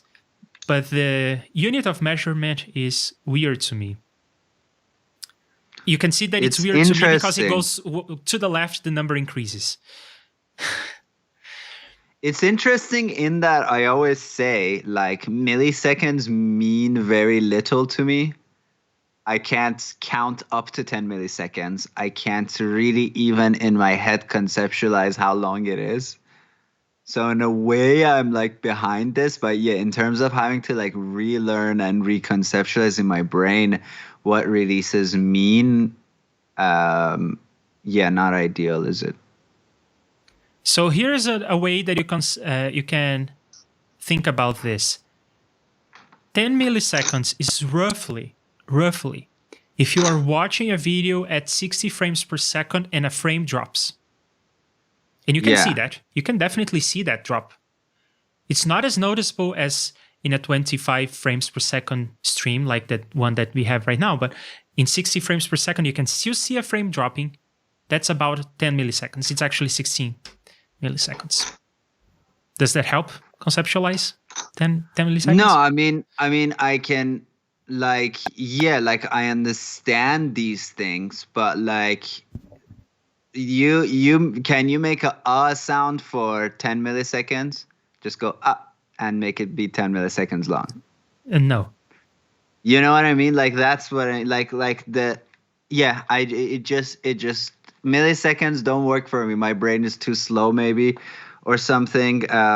Same thing with samples, right? Like, you can calculate how many samples per frame if you have the sample rate and frame rate, but that just for my brain personally, it just don't work for me. People would say, like sound people would sometimes say, like, oh, like this impact is like a quarter frame too fast. And I'm kind of like, go fuck yourself. If you hear that, if you truly hear that, I hate you, but I don't think you do. And then I just pretend to do it. And they're like, all right, that's fine. Okay. So let's see what is going on. Technically, you Speaking should... of frame drops. Yeah, it seems like my connection isn't good because everything in OBS seems smooth. But maybe not even that. Yeah, encoding overloaded. Yeah. I guess I need two computers if I want to run many effects and run visualizations and everything. Maybe I will buy a new computer. Maybe I will. Does that help? Am I smoother now? Seems like I am. I've also been having some trouble since I've gotten the 2K monitor. I just think my computer's like, nah, I can't do it. I may go back to when I stream to just go back to having my old one screen, but now it looks so tiny. True, yeah. And I guess I will need to buy a new computer for this. Not a new computer, just a second computer for this. Yeah, technically you should dither because of going from 64-bit float to 24-bit integer, but no one can hear it. True. L1 and Ozone both can link. What I do with that, I always have a custom amount of noise floor on my songs because I like to put ambience tracks on my songs. So that's essentially like doing the same thing. Like dither is just noise. I just make my own noise. Is that a good defense? I hope that's a good defense. As to why I don't dither in a 64-bit environment. But also, yeah, I don't hear it. Nobody hears it. Yeah. Yeah, and you said that every limiter that you have seen does the linking, but that's not the case of many of the limiters in Reaper. Oh, yeah, I mean... the stock ones, these ones. Yeah, I mean, I guess you just rely on being able to link them through Reaper. And probably doing it in a JSFX would be a nightmare. And like, we don't even have buttons in JSFX, right? No, it's not. It's not hard. Well, you can have a drop down. It's not hard. Just have a drop down. I don't have an example of a drop down, but you know how to. You know how to come up with a drop down, and you can say link, and then when you move one of the sliders, you can make the other one move as well. It's not hard. Okay. Yeah, I guess in that case, it's like a matter of not counting the teeth of a gifted horse. Is that what they say? Yeah, I suppose. The threshold is perhaps applied to peak transients. I don't think so. I think that the threshold and the ceiling is just that relationship that we were talking about. The issue is I really think of them, I conceptualize them linked. I guess I conceptualize them linked and being the same value. So that's a pet peeve of mine. And I don't know why most other limiters have this weird notion. I think that the Fab filter got it right. I think that the linking gets it right, but not linking it, it's a personal thing. It doesn't make sense to me. I think it takes levels of energy lost per second as opposed to a value in time. Yeah, so they scale here. Cool. It is very cool. That also means that based on how loud the input signal is, your release amount will be different, right, Bo? And is that also what auto release on like the Ultra Maximizer is? I always have that on. Whenever any plugin has an auto thing, I'm like, yes, I'm using auto thing. You do my work for me. No, this dB per second is not relative to the volume. It's always 15 dB per second. So it's just a different unit of measurement, which I kind of like in one way. It is weird because it's not how many other limiters work, but it's kind of nice because it's more precise. When you say 200 milliseconds for what? 200 milliseconds to get where? To get to half of the length to the gain reduction that you would need to get all the way there. But this is very precise. I see. Okay. Yeah. I finally got it. Yeah. Speaking of frame drops, yeah. Thanks for bringing it out. I will. Yeah. 2 computers and 3 monitors here. Yeah. It's hard for me to convince myself to do that because usually it's not a problem. Like right now, OBS is not complaining about dropped frames, for instance. But when I start doing more interesting things, then yeah, it blows up. Hang on, couldn't we try the new delta function on ReaLimiter on some music? I think so, yes. Sure. We are going to try to find where that option is. I don't know where it is. Yeah, like is it just a delta plugin or is it a function that you can access in? I suppose like it's not a plugin. I suppose it's a way of operating the plugin. You can have it bypassed, you can have it enabled, or you can have it in delta mode. I just don't know how to do that. Go to param, I don't know. You're a fast clicker, no? It's not here. Click on that plus, or I guess right-clicking on the thing, or in FX browser, you can right-click on some things and go run Delta Solo, as. yes, there you go. Oh, where was it? You right-click on this, which is the dry wet for this plugin. So you right-click on that, and then you Delta Solo. Oh, look at that. And it looks like a triangle, which is the Greek symbol for delta, and an S in there. Yeah. So let's actually hear. Let's hear the limiter. We have been talking for hours now. We haven't heard the limiter that we are testing, but it has passed all my criteria. I think that in terms of the distortion, it distorts a little more than the MGA one, but I like the visualization, though my computer cannot really handle that and streaming and talking on Skype at the same time. But I kind of like this one. It may replace the MGA as my go-to limiter. Except for the latency. Well, I kind of like the notion that it has some look ahead. So in theory, it should be better, but in practice, it seems like it's okay. It's about the same. All right, so I'm not gonna play sine waves through that. It will not teach us much. But I can get rid of this whole shenanigans. And I think I put some shenanigans here as well, right? Yes. So let's get rid of this stuff. And then we can talk about reverbs. Cool. So this is what the song sounds like right now. I will need to bring back the volume here.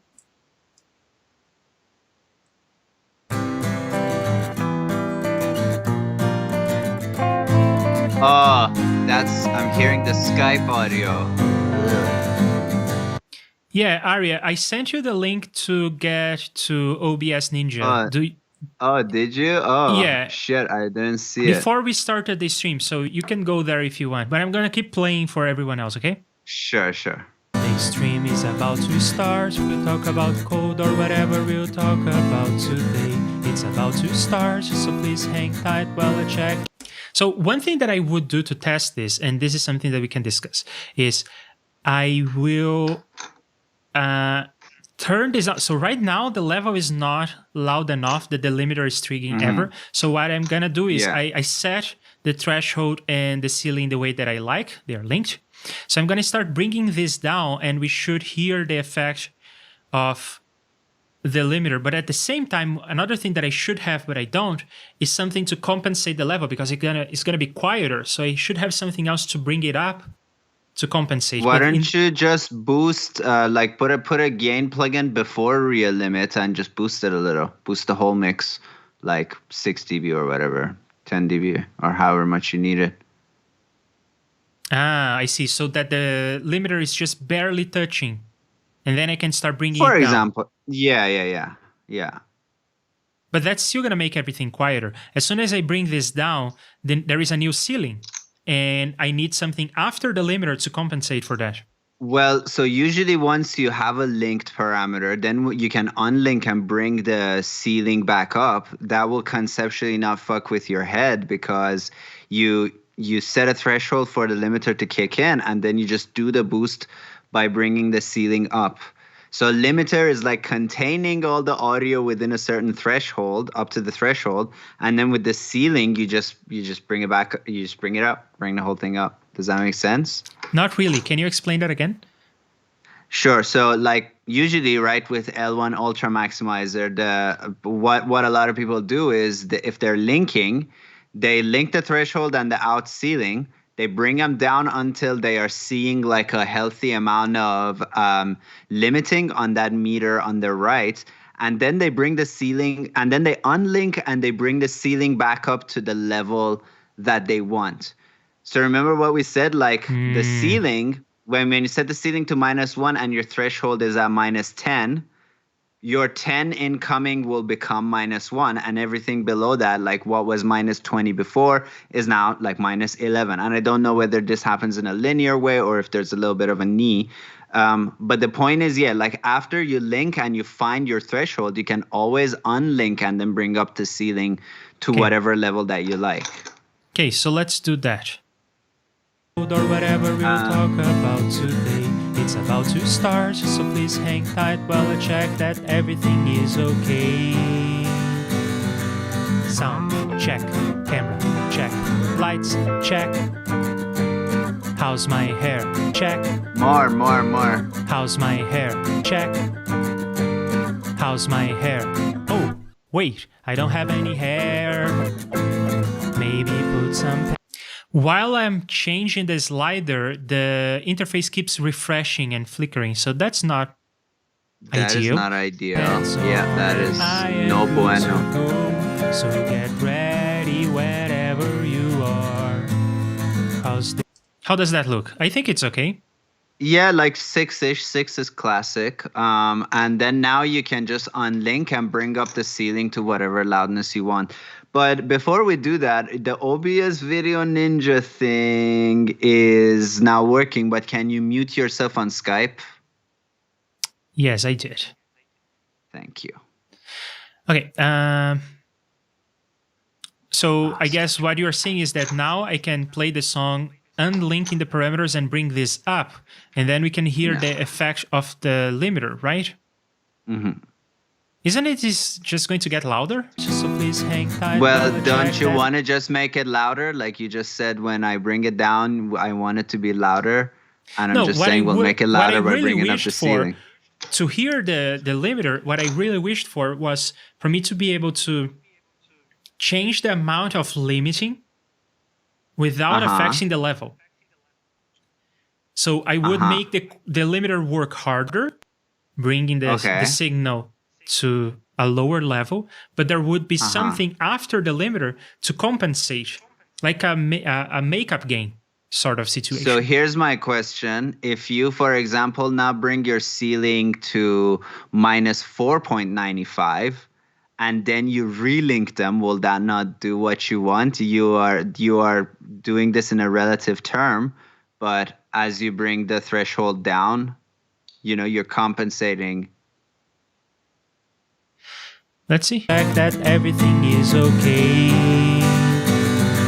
Sound check, camera check, lights check. No, I am bringing stuff down and I can hear the level dropping. So that's conceptually not what I'm saying, right? You want the compensation to be automatic, right? Yeah, what I wanted was to be able to to see what the limiter is doing for what it's doing. So so why not set the ceiling to a level that you want to always be at that level, and then unlink it and play with the threshold? Okay, so let's do that. Let's go to like, because we're streaming and everything, I'm gonna go to -3, which I think should be safe. Sure. Then I can unlink stars, so please hang tight while I check that everything is okay. Sound, check. Camera, check. Lights, check. How's my hair? See, it is quieter now. So it's still not doing what I'm saying.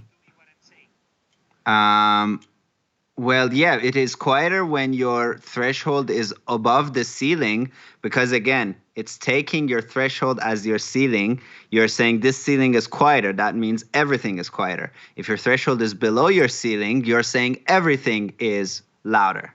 You know? Okay. Oh, wait, I don't have any hair. Maybe put some pants on and I am good to go. So get ready wherever you are, 'cause the stream is about to start. Get ready wherever. I just hear it getting louder. I don't really hear the quality of the limiter, if you know what I mean. But then I guess I don't understand what exactly you want, because this works just like any limiter. Like you have a ceiling. If you go if you are doing more limiting by bringing the threshold down, you're making everything louder because you are reducing the dynamic range. No, your threshold being at -40 means that you're bringing everything up to the ceiling. You're boosting everything to get things that used to be at -40 dB to now be at -3 dB. Unless I'm misunderstanding you and somebody in the chat is like understanding you, I don't see how this is different than any other limiter, or exactly what you want. You want the ceiling and threshold to be linked, but an automatic amount of makeup gain. Makeup gain to happen. Yeah, I guess maybe what I'm saying is not common in other limiters. I'm not saying that it is something that exists in other limiters, but it's how I want to actually judge this. Remember how you said that you have a guitar pedal, which is a compressor, and you can just twist a knob and it's going to do exactly what I'm saying. It is going to bring the threshold down and the makeup gain up to compensate. So you can just say, oh, now I want more compression. Bam, I'm good. So I guess this is more or less what I want to do here. But another way of seeing this is looking at the RMS, which may be behind your face in the stream. But here is the RMS for the track. And when I change whatever slider I'm using to play around with this, when I change the slider, the RMS should remain the same, because I'm making things louder. I mean, it's not going to be 100% the same, but it's going to be in the same ballpark, because I'm making everything louder by using the limiter and by reducing the dynamic range. But what so I guess the RMS will be less bouncy. Because I'm reducing the dynamic range, it will be less bouncy, but it will be in the same area, the same region in the meter. So just to make sure I understood you, if you link threshold and brick wall, then you are happy, except that as the ceiling goes down, your overall loudness goes down. You don't want that. Yes. And if they are unlinked, well, the threshold and ceiling move relative to each other. So if your threshold exceeds your ceiling, you're doing gain reduction. Threshold goes below your ceiling, you're getting gain attenuation. You don't want that. You want, I see now what you want. And I think it's the only fair way of comparing anything that you do. So I know that I can link a parameter in this with maybe the slider here, or maybe some other effect that does some gain. And I could link everything and I could make this work. I know how it works. I wish there was a link parameter with some kind of makeup gain to do the thing that I want to do. But I am okay with not doing that, because I heard the effect, it was lower in level, and I'm fine with that. I didn't hear any distortion. I didn't hear anything that I didn't like. So I think that this is a very fine plugin. I like it. Yeah, looks good. Looks good. That thing that you want, what if you had a leveler? Like, what if you use your auto mixer? Or your auto Yeah. mixer does it have a target thing? Like, I don't know. Yeah, the auto mixer does not have a target. The auto mixer is just one microphone in relation to the other microphones, but a leveler, which is not the same as an auto mixer, a leveler does what you're doing, but a leveler is reacting to the signal coming in, not to my slider change. So it's reacting to the effects of the release and whatnot, which is not the same. All right, never mind that. Let's just play around with something else, which is when I bring this volume down, so now you don't hear this anymore. But when I play the song, you see everything going through, and that's fine. One thing that I want to play with is this release stuff. So if I make this, then the release is super fast, and then it's bouncier, right? So now that this release is infinitely fast, this should distort the sound. Isn't that right? So yeah. I mean, unless there is some other It magic should do going more on. distortion, yeah. The faster like compressors work and limiter as a compressor, the more distortion is likely to occur there. Yeah, so let's do the test again with the oscilloscope. And I'm sorry if the stream quality isn't perfect at this point, because I will have to turn on all the visualization for everything. I want to retrigger on a SAN, and I'm also going to... So now we have an infinitely fast release, and my signal is... But how are you gonna judge timing with a sine wave, though? Well, what I was going for here is simply, if the release is infinitely fast, then when this waveform gets below, I guess, 22 dB or 11 dB, when it gets below 11 dB, so let's make this smaller. Let's make the limiter really work here. So in that case, if the release is infinitely fast, it should instantly plummet in volume. When it gets below that threshold, it should be like, okay, I don't need to do any reduction anymore. And then we should see a square, like a square. But it seems like the attack is compensating for this.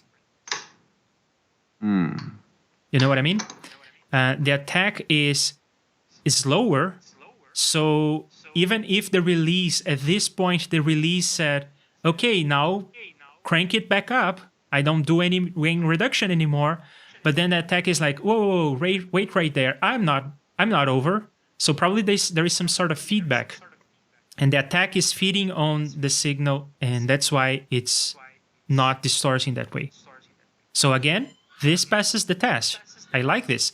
This release stuff, it makes sense. It's not distorting the sound if you go too far. Do you think that makes any sense? To be honest, I'm just like, okay, like when you now play with your release as you're putting a sine wave through it, I just don't see any change happening. Yeah. In fact, I think that this is being dominated by the attack. But what I mean is like, so what if we just listen for distortion with your mix instead of using a sine wave? Oh, I think that there will be distortion there. Let's do that. Deleting this plugin. So now I want to be careful about my levels. I'm going to put this at -1 and -1, and I'm going to link these parameters. And this one is not linked. Can I make you do the thing that I want you to do? Can you go to -1? Thank you. So now they're linked again, and the release is in a fine place. So I'm going to actually play the song so that we can hear it. Sure. The stream is about to start. We'll talk about code or whatever we'll talk about today. It's about to... Now the limiter is definitely working, so let's play with the release and see if it distorts. Start, so please hang tight while I check that everything is okay. Sound, check. Camera, check. Lights, check. How's my hair? Oh, wait, I don't have any hair. Maybe... I mean, it doesn't sound like shit. You know what I mean? It sounds good to me. I think it didn't Yeah. distort. I think that it was fine. It didn't distort. It didn't distort a criminal amount. But did you hear a difference when the release was all the way left versus all the way right? Absolutely, yes. On the Okay. right, I could hear like the volume going back up. Like on this part, it was very clear that the volume was going back up. So I guess that's what you would call pumping. You could hear pumping. But with a very fast release, it was okay. And I think that this is very well calibrated. I think that probably this 15 dB per second is a good amount. It seems to me anyway. Yeah. To my untrained ears. They buck hard over at Kakos. They like, just, yeah, it's good stuff. Good stuff. It takes them a while to do things, but it's better than pumping out shitty things and then being like, oh, we'll fix all of these in 6 years. Good job, Kakos. Good job. I'm happy. I'm happy with ReaLimit. It may be my limiter on the stream. Bo is gonna sue us if you don't use the freaking Delta, and I'm curious too. Yeah, I'll do that, especially when I do things like the fast release and whatnot. But let me catch up with what's going on here. So hang on. Couldn't we try the new delta function? Yes, I'm going to do that. I think so. I think all those compressor limiter values are rough approximations. They're highly program dependent. True. This is true. Threshold also applies gain. Compress in and compress out, or in old days, we call it a compender. No, a compender is expand. Compressor in, expander out, yeah. Yes. Do the delta test. I'm going to. I think this idea would apply to mastering, I think. Levelers, cough, cough. Look at a plugin like... okay. Never heard of this. Yeah, never heard of perception. I'm going to look into that. I'm assuming that does the auto makeup gain limiting. DVX 120. That's well, I know that's an analog thing. Yeah, I have the Waves plugin for that. You can always do, and this was me like trying to find the best way to test the limiter, right? You can always do a really slow triangle or a square wave to get sharp corners and see how it behaves. Sorry, triangle, no sawtooth. Try the freaking delta if you want to hear what's going on. All right, Bo. Let's see if everything is still in the right place. The stream is about to start. We'll talk about code or whatever we'll talk about today. It's about to start. So we're just hearing it when it goes over the threshold. Yes. Oh no. Because it will boost the sound when it's below the threshold still. If assuming, well, your threshold and brick wall ceiling are now the same. But if your threshold was lower, then that means the lower signals are getting boosted. But are they being colored is the question. So to test that, I unlink. Unlink and bring the threshold down. Or bring the ceiling up, whatever. I'm going to bring the ceiling up. Okay, not too much. Maybe make it 3. Maybe let's stick to 3 or 6 or whatever. Yeah, I'm going to start with the same setting and I'm going to bring it up slowly. Cool. The stream is about to start. We'll talk about code or whatever we'll talk about today. Yeah, when I crank this up, then the threshold means it's boosting everything and we can hear the song again. But I'll be honest, when we are looking at the levels linked, they are just the effects of the limiter itself, the artifacts introduced by the gain reduction. And the gain reduction in and of itself as well. And it doesn't tell me much. I mean, it's a bunch of crackles and it isn't great, but it doesn't tell me whether that's distorting or not. It doesn't help me much in that. And I mean, what we hear from this delta test, it's also because that cuts out as the change goes from nothing to something to nothing to something. Does listening to that not have its own inherent artifacts that may not necessarily be there if you are hearing both the nothing and the something? I think so. So maybe this delta works better for things like when you are doing some linear processing, like an EQ kind of thing, and then you can just hear or even the like in a difference in the EQ. saturation, if it's like a band saturation or something, you know what I mean? Yes, because then again, it is more in the frequency spectrum kind of thing that you are interested in, Yeah. right? And this, in a compressor or a limiter, we are more interested in the behavior in the time domain, whether it is bringing the volume to the right place and whatnot. So it's not really, I don't think that the delta function works very well for this kind of analysis that we are doing here. Sorry to disappoint. Yeah. But hey, we did it, Bo, so you can't even and for the record, well, I don't know. We've done a single delta test. I do like your delta plugin and I do use it a lot. Yeah, and for EQ and stuff, because also I guess everybody correct me if I'm wrong. ReaEQ does not have a solo band function, right? But I guess now with delta it will. I think you are right that ReaEQ does not have solo.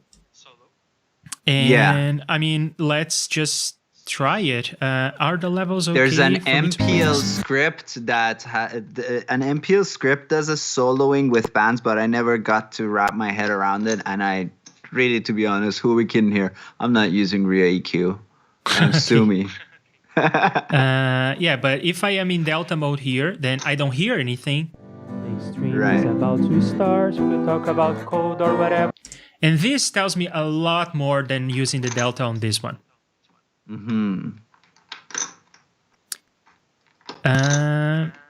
Yeah, but maybe I am just... maybe you're right, and I could hear more artifacts in delta mode with a bad limiter. And Bobs also likes the delta thing, like hearing the action of the audio as opposed to the results.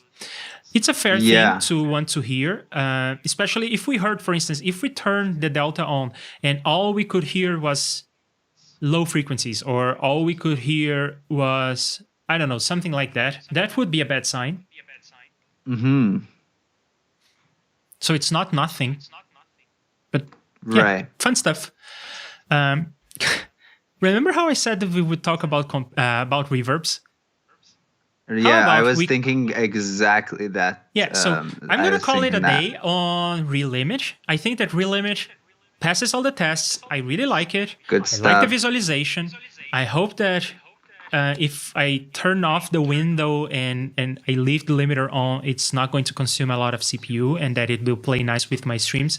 And maybe the next time I stream, which will be tomorrow, I will be using that guy on my chain instead of the MGA for loss. I don't think it makes any difference anyway. All right, so reverbs, shall we? Sure. Yeah, so you said that unlike a limiter that... Oh, so let's see what is this? I was curious about this. Oh, eliminate loudness deception. Oh, okay, cool. I got what this does. Oh, so I think it does exactly what I wanted, right? Yeah. And for 120 and it's not euros, only I can for have that. It's not even for limiting only. I guess you can do this for anything. Yeah, I try on most plugins. There is an output level thing, and I try to compensate so that the level going in and out is almost the same, so that it can hear what the plugin is doing instead of just hearing volume differences. And I think that this is going to automate that process for me. Very cool. Very cool. Probably not going to spend 120 euros on that, though. It's a lot of euros. Yeah, it's some euros. It's not a negligible amount of euros. Yeah, JS Master Limiter, no good. I didn't like it, John. I don't like it. Yes, I was testing the JS Master Limiter, and my take on it is that, first of all, it doesn't report latency correctly. It has a look ahead parameter and it doesn't report, so plugin delay compensation doesn't work, which is mildly annoying in some cases and really a big deal in other cases, because if you're using the limiter not in the master, and we just mentioned how we sometimes do a limiting in other tracks, then this is going to throw you off. And if you turn off the look ahead, then you hear glitches, you hear the clicks when the limiter is acting too fast. So yeah, JS Master Limiter doesn't do it for me. MGA, I really like. ReaLimit, I also like. And MGA, remember how I said I didn't know what MGA stood for, and I was like, is this some old piece of hardware? You know what it is? Make American great again. I don't know. No. It is the initials of Michael Graham, and I think there is a last name. And do you know Loser? This name is... no, who's Loser? Loser is just the author of many plugins, many JSFX. Cool. And yeah, that's the initials of this person's name. So that's why it's MJ. It's not modeled after some analog piece of gear. Analog thing. Well, good job, Loser. You're not a loser in my book. You make me feel like a loser by how good of a limiter you can make. There, fella. Let me go to the Reaper directory, effects, Loser, and you may recognize some of these. Let's see. Oh, cool. Yeah, the band splitters I use a lot. Exciter, great. Compsider is good. Saturation, that's the only saturation I think that I see. Yep, and Master Limiter is in there. So Master Limiter is also by Loser. Didn't nail it on that one, I guess. Yeah, the Zero Crossing Maximizer is also a good one. It is a kind of maximizer. It's kind of boosting the signal in the chain as well. So there we go. Loser, MGA. John, the perception thing, is it like a modular plugin where you put one at like a top of any chain and you put one wherever else you want in any chain, and it just makes sure the level of those two things are the same? There is something like this. If that thing, if the Ian Shepherd's thing is not... Oh, yeah. I think that John is correct. I am hearing my headphone bleed, and I think it's coming from you, Arya. I'm sorry. I was too close to the mic. I'm going to get further. Or I'm just going to uncrank. I always... I'm reluctant to bring down my headphone, even though it is too loud, because I'm worried I'll forget later. And then I changed like half of a mix before I realized, oh, you idiot, you're monitoring too quietly. But I just did that. And I turned it down so much, in fact, that hopefully I will remember to turn it back on when I see that everything's too quiet. This TB Pro Audio person who is also active or was active in the Reaper community and has done some great JSFX as well. And there is somewhere in here, this website has changed, so I don't know where it is anymore, but there is someone in here, script auto gain staging. As far as I understand, this does the same thing. So you put one, you make a sandwich of effects, and this is going to try to match the levels coming in and out so that you can judge by what they're doing, not just by the loudness. So does that go, like, do you put one of them somewhere and you put another one like down the chain? Yeah, you make a sandwich. You put one of them in the beginning of the chain. That one is going to measure the level. And then you put one at the end, and that one is going to attenuate or boost accordingly. Maybe it's this one. Maybe it's the level matching one. I don't even know. Oh, yeah, There you go. Analyze effects chains at equal loudness, Reaper script. So, and it has been updated recently, it seems. So it seems to be still maintained. So maybe this guy can save you 120 euros. Cool. And judging by the interface, it has a lot of knobs. So you will not be missing any knobs. Oh, yeah, if it's knobs you're after. I also have an observation about your dropped frames, Leandro. I think when you go to YouTube and you see the preview behind you, number of dropped frames goes up. And I think possibly your green screen is adding some extra workload to your setup. That's definitely the case because it's stressing the GPU. And when I do these kinds of things, it's also stressing the GPU, right? Because there are more pixels changing on the screen. So yeah, I think that really the solution for this is, Leandro, go spend money on a new computer. But I'm reluctant. You'll see. No more guitars and basses for you, young man, until you get yourself a computer. Oh, I already have all the guitars and basses that I want. Now I want a ukulele. Where are you from, Leandro? I was born in Brazil. I lived in Brazil for for like 20 years. Then I moved to the US. I lived there for 6 years. Now I'm in Portugal. And the headphone bleed is fine now. So thanks, Aria. And yes, it's true that there is a tutorial about how to write JSFX by Loser. Very good one. Cool. It also needs to match plug-in delay compensation and provide an A/B toggle. Yeah. Okay. And in terms of a second computer, a second Mac with M1, probably not. Maybe so, but probably not. Probably a PC. Because the PC that I have is very old and it will not be able to upgrade to Windows 11, which is not a big deal. But a PC is also probably going to be cheaper. So if I get a second computer, it will probably be a PC. I need a PC While anyway we're to on test the stuff. topic of this, Leandro, you mentioned before that like if you want a second computer just to do the streaming part, it can be a crappy one. True. Are you still of that opinion? Yes. I mean, you will not be doing a lot on the computer itself. You will not be going to YouTube and showing stuff and whatnot. So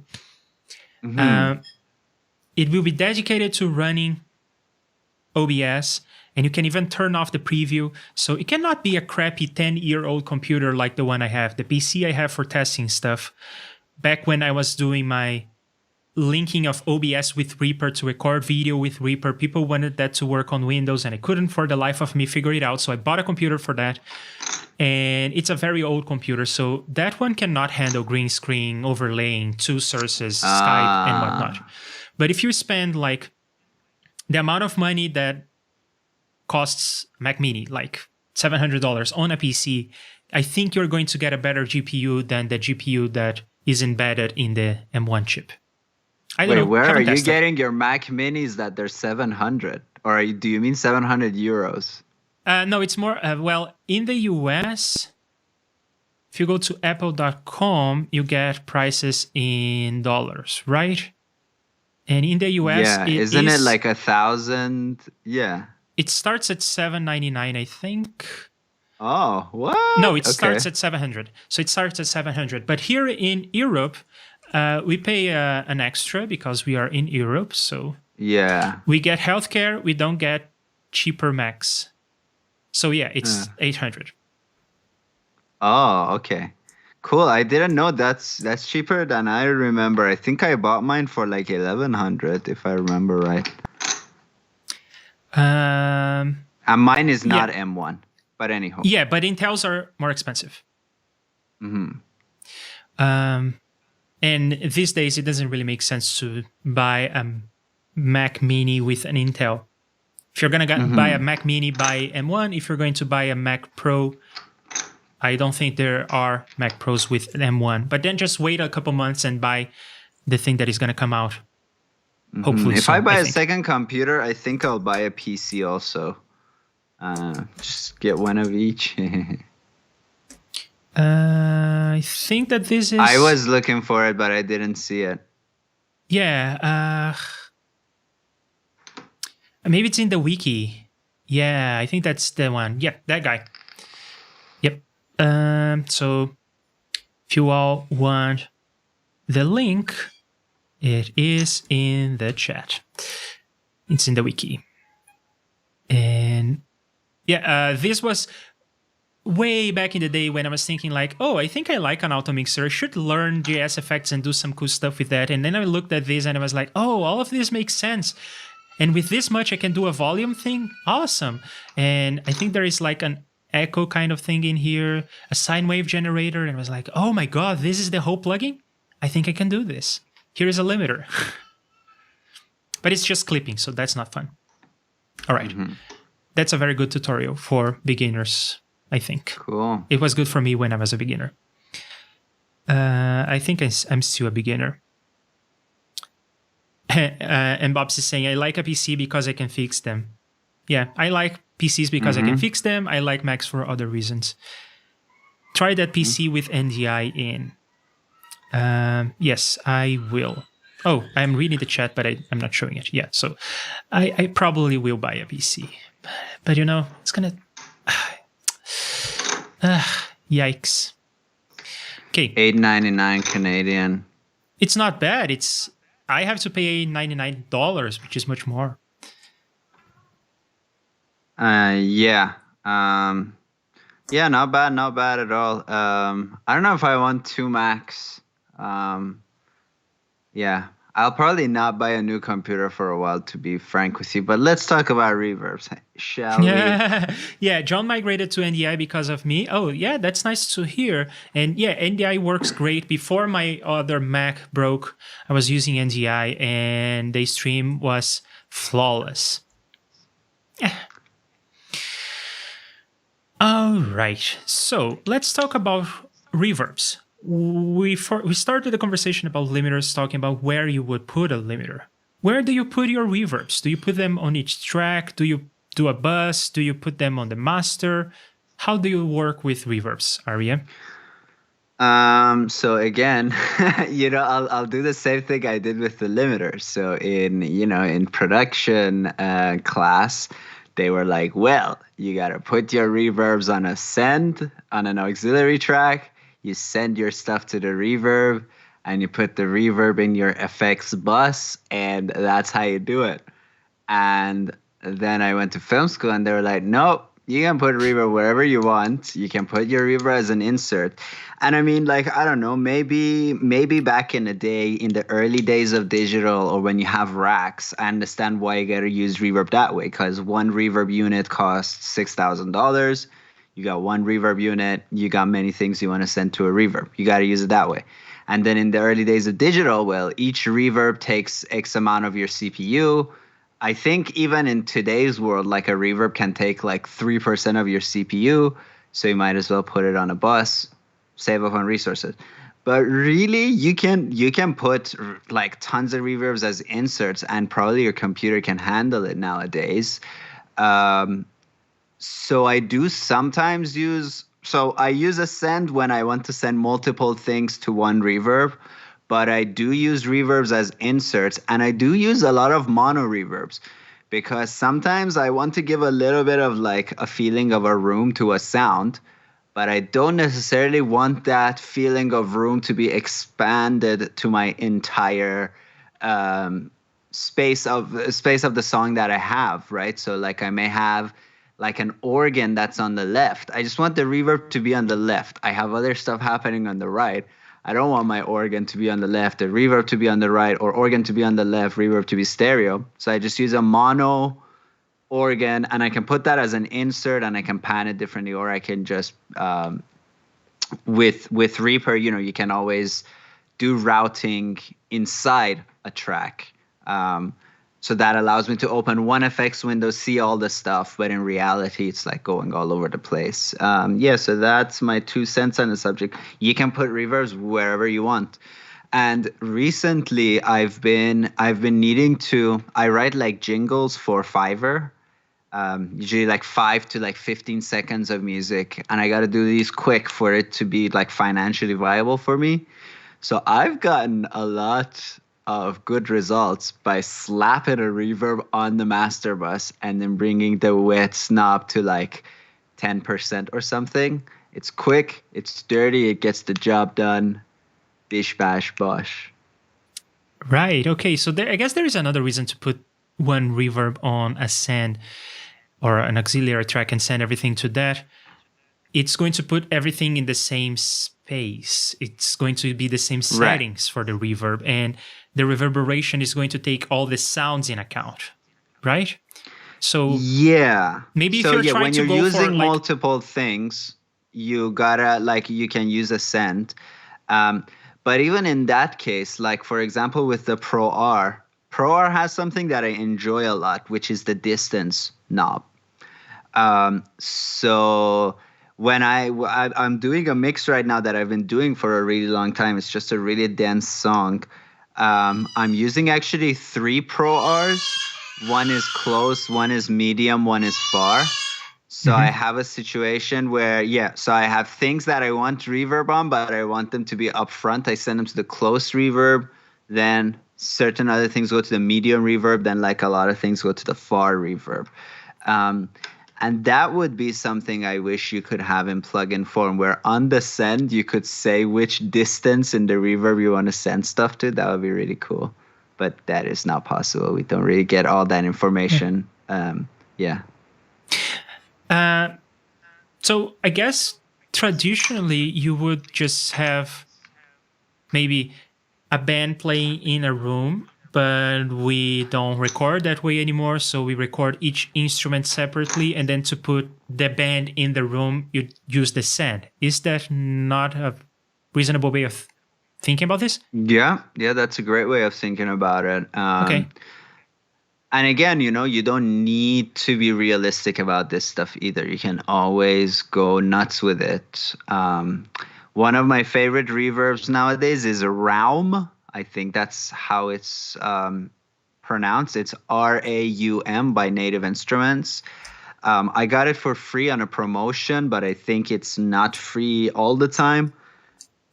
And it's a really good like sound design reverb because you can automate every parameter without it ever clipping. So you can adjust like its time and decay and size of the room, and size of the room will change the pitch of the reverb if there's already audio coming into it. And I really, really like it for not really like being maybe the best option to use if you want to recreate a real life room, but it is a really good option if you want to like be in like a moving reverb, like a dynamic, you want to create like a story with your reverb, if that makes sense. Is it free? Is it still free? No, it it's say money? $50, €50. Oh, okay. Yeah. Good stuff. Lovely. All right. I didn't know about this one. And I'm considering whether I should read the chat or just go try some reverbs. Let's try some reverbs. So when I was playing with the reverbs, I actually got my guitar and I was playing with the reverbs, and I did not go for realism. I was having so much fun with these reverbs. But I thought that now we could just try to put the reverbs on something more utilitarian. So the claps is something that prompted our search for reverbs. So let's work on the claps a little. How about that? Sure. And I guess it's a good way to start. We are going to start with the basics, the more mundane stuff, and then we go to the crazy reverb situation here. So the EQ and dynamics is what we did last time, and then we stopped on the reverb. Let's hear what we have so far. Let's not hear what we have so far because the thing is muted, isn't it? Why is it muted? It was supposed to be soloed even. And signal is coming through. So do I have anything weird on the master track? Yes, there was a limiter there. But I still don't hear anything.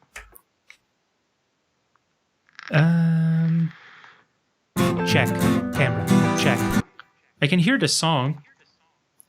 By just solo percussion? Isn't audio routing the greatest thing ever? I'm sorry, I zoned out. Camera. You have many things that are muted, but I don't know what's going on in your project because of no colors. Okay, point taken. I am going to reopen the original one and see if on that one I can hear the claps. Yes, I can hear the claps here, so I don't know, I don't care. I'm just going to save another version. And this is going to be called Aria.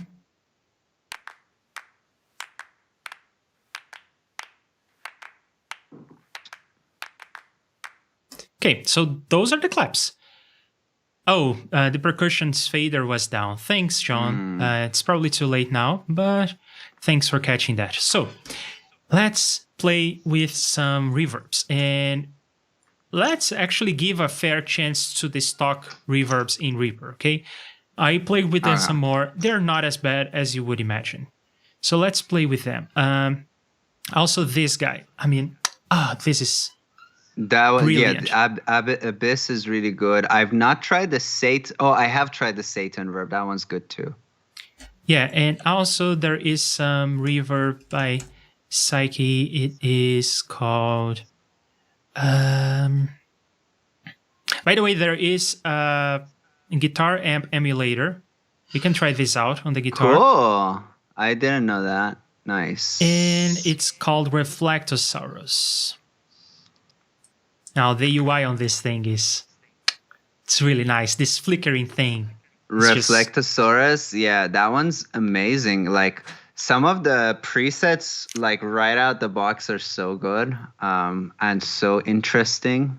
Yeah, sounding. We have lots of presets here. Yeah. Let's start with the simple stuff. So I think that the simplest you can go with is this guy. And as far as I understand, this would be one of the so-called algorithmic reverbs, right? Mm-hmm. So I'm going to keep the... So this is probably the simplest we can go.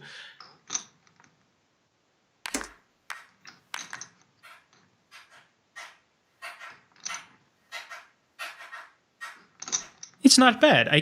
I'm now just hearing the reverb, and I can hear that there is some room. There is a reverberation. Mm-hmm.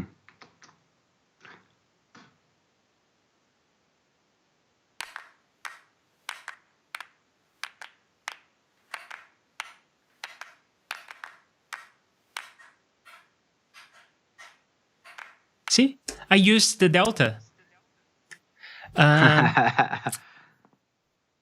It's okay. It's not bad. It even has that notion of size that you talked about.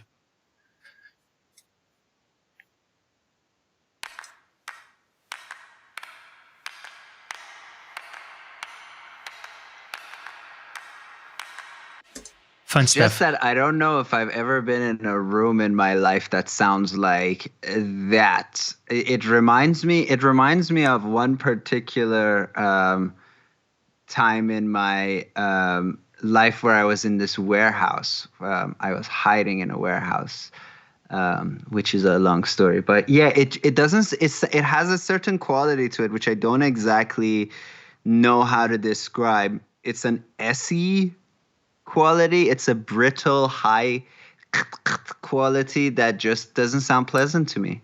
Yeah, let's try to tame that.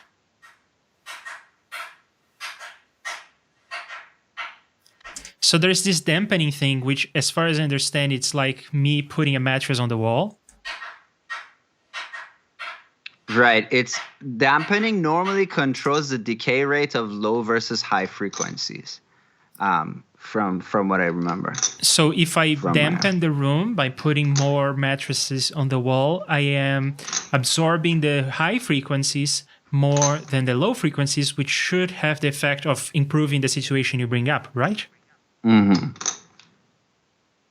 Okay. Another thing I can do is, of course, put a low pass, and this is a low pass on the feedback signal that is feeding into the stuff that makes a reverb. So this is not a low pass, of course, on the signal, it's a low pass on the reverberation. And if I put a low pass on that guy, again, it's taking some of the high end off.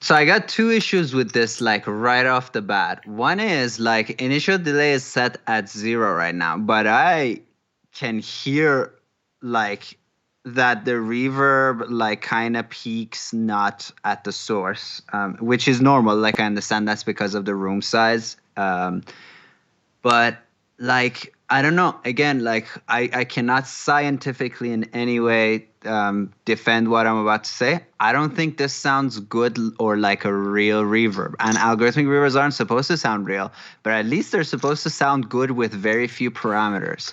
And this does not sound very good to me. I don't know. Okay, Does it sound good to you? I think this is the. It doesn't sound great, but in isolation, with just claps that are not awesome claps to begin with, they're just passable. It's hard to tell. So we're going to hear this in context. Check, camera, check, lights, check. How's my hair? Check, camera, check, lights, check. How's my hair? Check, camera, check, lights. And I prefer the claps with the reverberation. So I think this is the best I can tune these guys, and I prefer it with reverb than without. Let's move on to the next one. Comes with Reaper, and this is not an algorithmic reverb. This is convolution reverb. Convolution, yeah. So here's a preset. Let's hear the preset.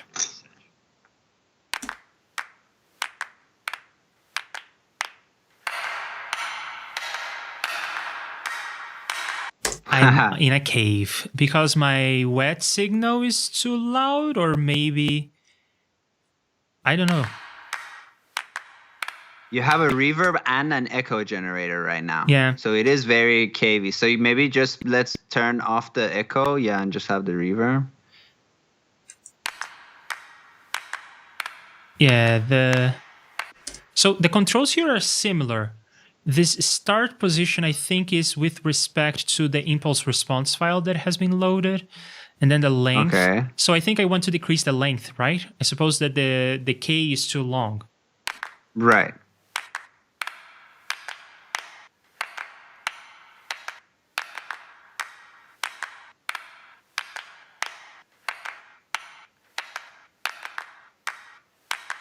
Now I got some it kind of ends a little gated, abruptly. I got some kind of gated reverb situation going on here. Yeah, it doesn't seem to be very like the decay becomes unnatural when you reduce the length. Yeah, so maybe let's not touch the length. Let's leave it like that, and we can reduce the volume, which will attenuate everything.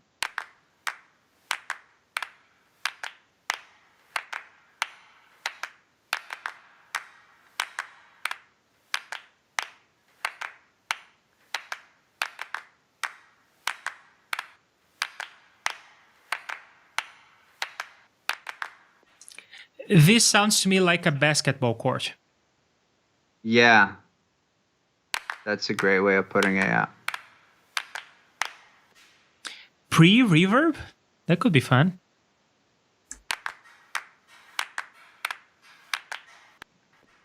Okay. Now it's a sound design thing, and I like.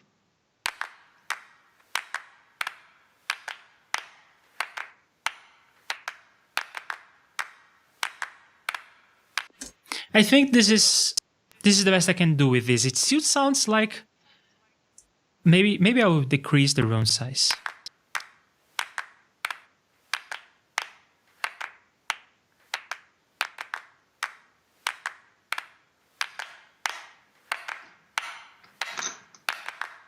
Now, in isolation, this doesn't sound great, but let's hear it in context.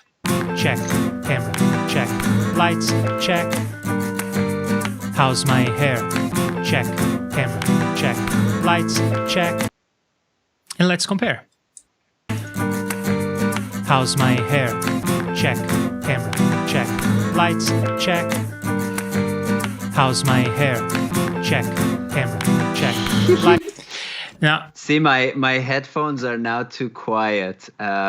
So if y'all are hearing bleed, I'm sorry, but I need to actually hear these things.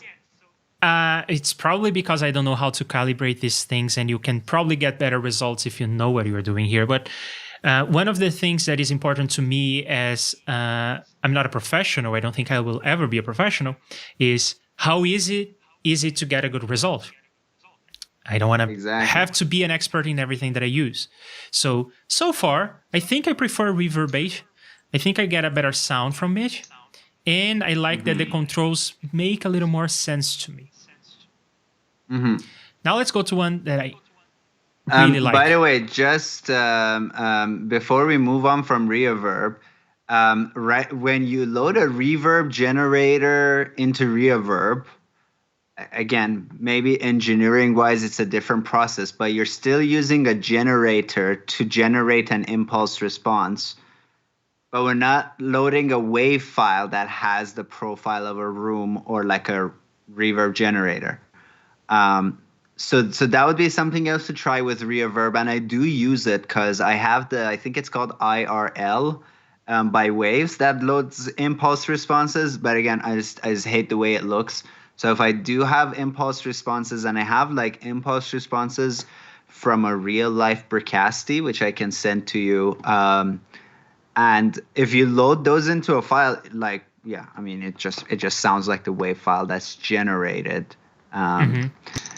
Yeah, and this was primarily why I said send me your project, because I can just, we can look at like 50 different reverbs. Yeah, exactly. Like if you have a good impulse response, Reverb is fantastic, and I totally do use it. With good files. Like the reverb generator thing, I just feel like that's still somewhat algorithmic, except that it generates a wave. It generates an impulse response. You know what I mean? I believe what's happening on the reverb generator is, now, again, I'm not a doctor. You should go see your doctor for this, but I really am not a doctor. I bailed on the PhD program in the last semester, so I am literally not a doctor, and I don't think I will ever be a doctor. But I think what's happening here is you take an impulse and you pass it through a network of feedbacks or through a network of comb filters, and then this comes out. And then you can parameterize your network using things like the room size, for instance. So the room size will make the network, the feedback on the network a little higher so that it decays for longer. Yeah. By the way, if you see me move my neck, that's just to reduce bleed, but I decided to go back to cranking my headphones because I needed to hear reverb tails and that. Fair. I do hear some feedback from you, yes. But let's see what else is... Now, do you still hear it? Not quite, I don't think. Yeah, no, I don't think. Okay, so let's see what people were saying. Buy one for the new baby. Maybe I will buy a computer for the baby, yes. Then I use it myself and not let the baby touch it. For music mixing, always on separate tracks. For sound design, no rules. So that's John's rules. You can do some extra processing when they are on a bus, pre-delay, EQ, etc. That too, fair. Sometimes Reverb will define space within each individual track. Okay, yeah. You're putting everyone in different parts of the room.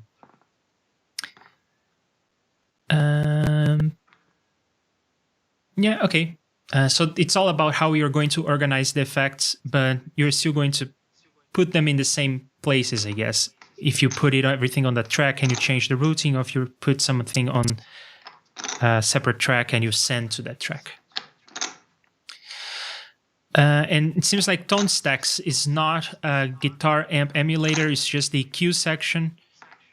Okay, so I want to try it out because it looks good and I want to hear it, but not today.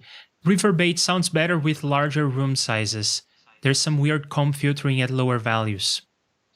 Yeah, lengthing is weird in Reverb, just F's up the sound. Try with a negative width, we can. So I think he means reverb on that negative width. I think that chat came when we were playing with Reverb, but correct me if I'm wrong, Bo. Yeah, I think that these sliders are going to do the same thing in both, right? And the stereo width at 0 is mono, and Reaper crashed. Oh, well, that's great. Yep. No, I cannot open Reaper this way. I need to open this and create a new instance. Okay, so at 0, it's mono. At 1, it's stereo. At -1, it's still stereo, just the same, isn't it? At -1, it's reverse stereo from what I always understood. So switching out left and right. Yeah, okay, but it's stereo still, right? I mean, if you get a mono source like the one we have. Yeah. I mean, because otherwise, what would it mean? Like sub mono, like there's just no. Okay. So what is a known bug in 637? Setting the width down -1, or. Okay, I don't know exactly what I did to crash Reaper, and I definitely hear the echo coming back from you, Arya. You're still. I gotta do the chocolate rain thing. Chocolate rain. What the hell? Yeah, so Reverb, as far as I understand, is just an impulse response runner. It's going to do convolution. So you can even work with Reverb to do something that is not a reverb. You can do like emulation of cabinets, guitar cabinets with Reverb. It's all based on what impulse response you load. And all convolution reverbs sound the same. It's just the UI and special features. Fair. Yeah. And the reverb generator in Reverb is Reverbate. Interesting. That I didn't know. But in essence, what I was talking about before, how you put an impulse response to a feedback delay network or maybe some common filters, that is an algorithmic. That's one way of doing an algorithmic reverb, and that may be how Reverbate works. So I guess our answers may both be right. Yeah. Negative. Send me your project for next week. We can look at some of my impulse responses, or I can send you my impulse responses if you want. No, we can do that next week. I don't want to spend like too much on this, and so you're gonna go over the ones that I have here, which are mostly JSFX. But I do have another one, and I want to. I didn't save. So I want to talk about. So I lost all my settings, which is unfortunate. But I want to talk about the reverbs that come with Reaper and the reverbs that are JSFX, because I am a JSFX developer, so I want to talk about them. But we will also look at briefly, maybe not in depth, Reflectosaurus. But I also downloaded another suggestion, which is by Valhalla. So I have this supermassive guy. Lovely stuff. Which is also a reverb. But I lost the settings. I'm going to save now the project, but whatever. But I lost the settings for these two to compare. That's unfortunate. Whatever. But we'll continue with this one. But first, I'm going to finish what I started. So let's see. Negative values for both reverbs. Swapping the channels makes for a more interesting and wider reverb. Yeah, I will try that on the next ones if that's an option for the next ones. I will not go back and redo all the settings on the first two. Oh, the width slider is a bug? Oh my god. That's crazy, right? Because if supposedly the JSFX, the VSTs should run in some sort of sandbox so that if a VST crashes, Reaper doesn't crash. I mean, that's true of JSFX. If a JSFX does something that doesn't make sense, like being too slow or dividing by 0 or whatever, Reaper will not crash. Maybe VSTs don't run in a sandbox like that. So with JSFX, like when the JSFX crashes, that's just what happens. Does it get bypassed automatically, or what happens? I think that it may slow Reaper down. That happened to me before, but that may be just because my whole machine was slow at that point. Because I did something that was on purpose but very slow. I was doing RMS. Like you can see, I actually did it on a video back when I didn't have a streaming setup. So I was talking about RMS, and I made an RMS computation that was very slow on purpose, just because it followed the definition from the formula. But it never crashes. Bo says if Reverbate is based on Freeverb, I don't know if it is, but it definitely sounds like what Reverb sounded like in like 2006, and then they got a lot better. You know what I mean? Like digital reverbs just used to sound kind of trashy, like Freeverb. Yeah. I don't know how old Freeverb is, but it's pretty old, I think. It's about 20 years old, yeah. And for those who don't know, Freeverb is just an algorithm that was public. So it was usually when people design reverbs, it's very hard to tune in all the parameters so that they sound good, and then people don't publish what they did. But Freeverb is an open source reverb, a very old one, and there are many designs based on that. Oh, thank you, Ben, for that tip. Yes, and thanks for being here, Ben. It's great to have you here. And I think I am on that Discord, I suppose, but I am not there often. But yeah, it's a good one. I don't think I deserve to be on any scripters Discord yet. I mean, you have a repack repository, you have your own scripts, you deserve to be there. I shouldn't have that either. Honestly, so many of my scripts are broken. And yeah, I need to kind of get back on the scripting horse. Stop the negative self-talk. Let's talk about this, because when I was playing around with reverbs, I was with my guitar, as I said, and I played for a solid hour with this guy. It's so fun. Cool.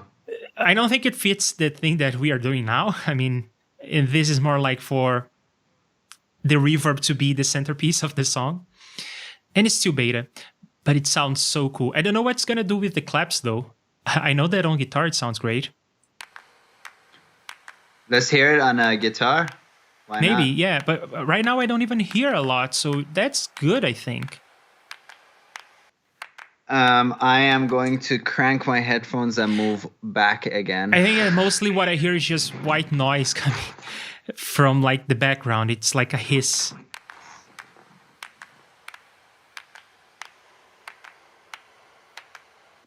Let's make it wetter.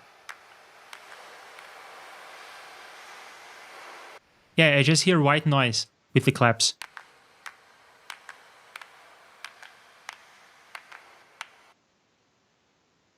But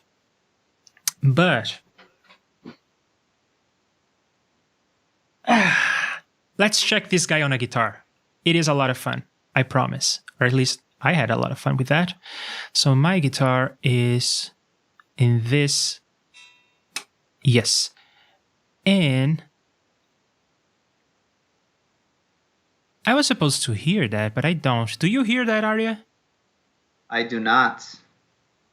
Something is soloed. Claps are soloed. No, my God, that again? Yeah, I hear that now, right? I'm not sure, because I hear it in the room as well. Yeah. But for this kind of ambient thing, I really like ambient tunes. Let's put this guy on the guitar track.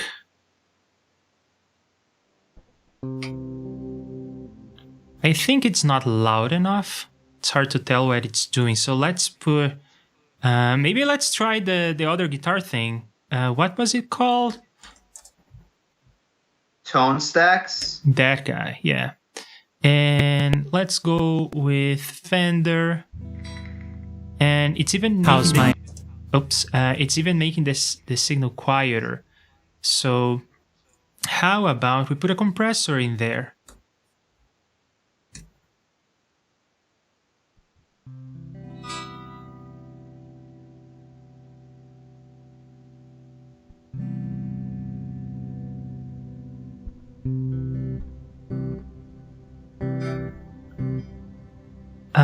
I can barely hear that. I will increase the volume on my headphones.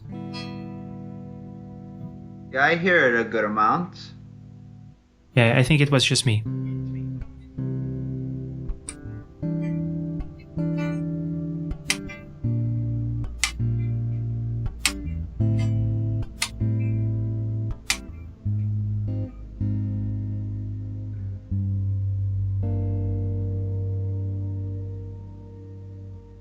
I'm also hearing your dry come through your voiceover mic. It's not a huge deal to me, but yeah, that sounds lovely. I love that freaking thing. I can spend the rest of the day just here. The stream is about to start.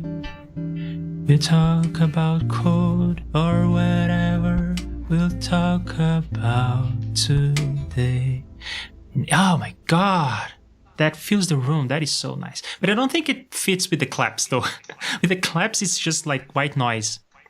It's better for continuous audio, like more continuous things rather than a like percussive thing, so that it kind of starts to get that frippertonics ambient, like it's like a pad accompanying you what you play on the guitar, really. Yes. So I just wanted to bring this up. It's still in beta, but oh my god, I loved it so much. I was playing around with this and delays, and that was a whole nap, because that's when I have time to actually play. It's when the baby is napping. It was a whole nap. This plugin. Sick. Yeah. Love it. All right. Atlantis.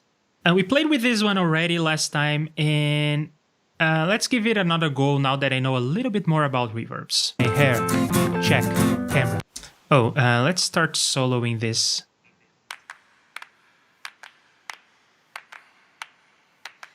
Atlantis sounds really similar to Crystallizer by Sound Toys. Oh, I don't know that one. I do know Sound Toys. Crystallizer. Especially when you start to mess with the pitch of the reverb on Atlantis Reverb, it starts to sound a lot like that. It's pitch shifting, so that means that when you are... the reverb will be detuned with respect to the original sound, right? Yes. Okay. And I just realized something. Because of my audio routing of my microphone, it has a delay to go with the video, so I think that my guitar did not have the same delay, so it sounded like my voice and my guitar were out of sync. I was playing sync. Trust me, I cannot play out of sync that way. It would be very hard for me to be out of sync 200 milliseconds like that. No, I believe you. Yeah, Tone Stack is emulating passive analog EQ, and they rob a ton of volume from the signal. Makes sense. It was a big dip in the middle. And to be honest, when I was playing with the reverb and the echoes, I didn't even have any amp emulation or cabin in the middle. I was just playing through the reverbs and echoes, and that was already good to my ears anyway. So yeah, let's see what's going on with this guy. So there is more control over the dampening. I can put my matrices on the walls, and they can be of different, I guess, densities, because different densities of foam are going to absorb different frequencies differently. And the decay is just how long this is going to take to be quiet. And I guess this is the detuning that is going on here with the pitch shifting, right? Well, so detuning is one thing, but with both of these, you can also, like, you know, it's beyond detuning. You can go up an octave or you can go up a fifth. You know what I mean? At that point, it's arguable whether it's detuning or is it just straight pitch shifting. You know what I mean? Yeah. Okay. So if you go like on the shimmer thing, you can make that shimmer like one octave, and then your echoes will be. And again, clap is not an appropriate sound for this, but yeah, at like, you know, one octave, your reverb is an octave above whatever you play.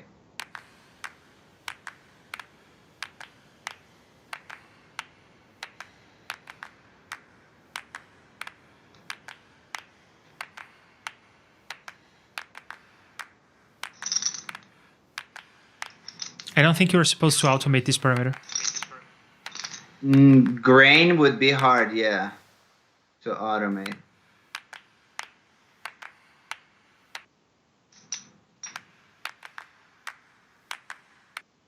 It's not bad. It's not bad. I like it. Do you like it? Yeah, again, like it's very hard to get a realistic room sound out of this, but for sound design, it's incredible. I used this in a real life project recently, and I thought it sounded good. Probably, I don't know what other people think.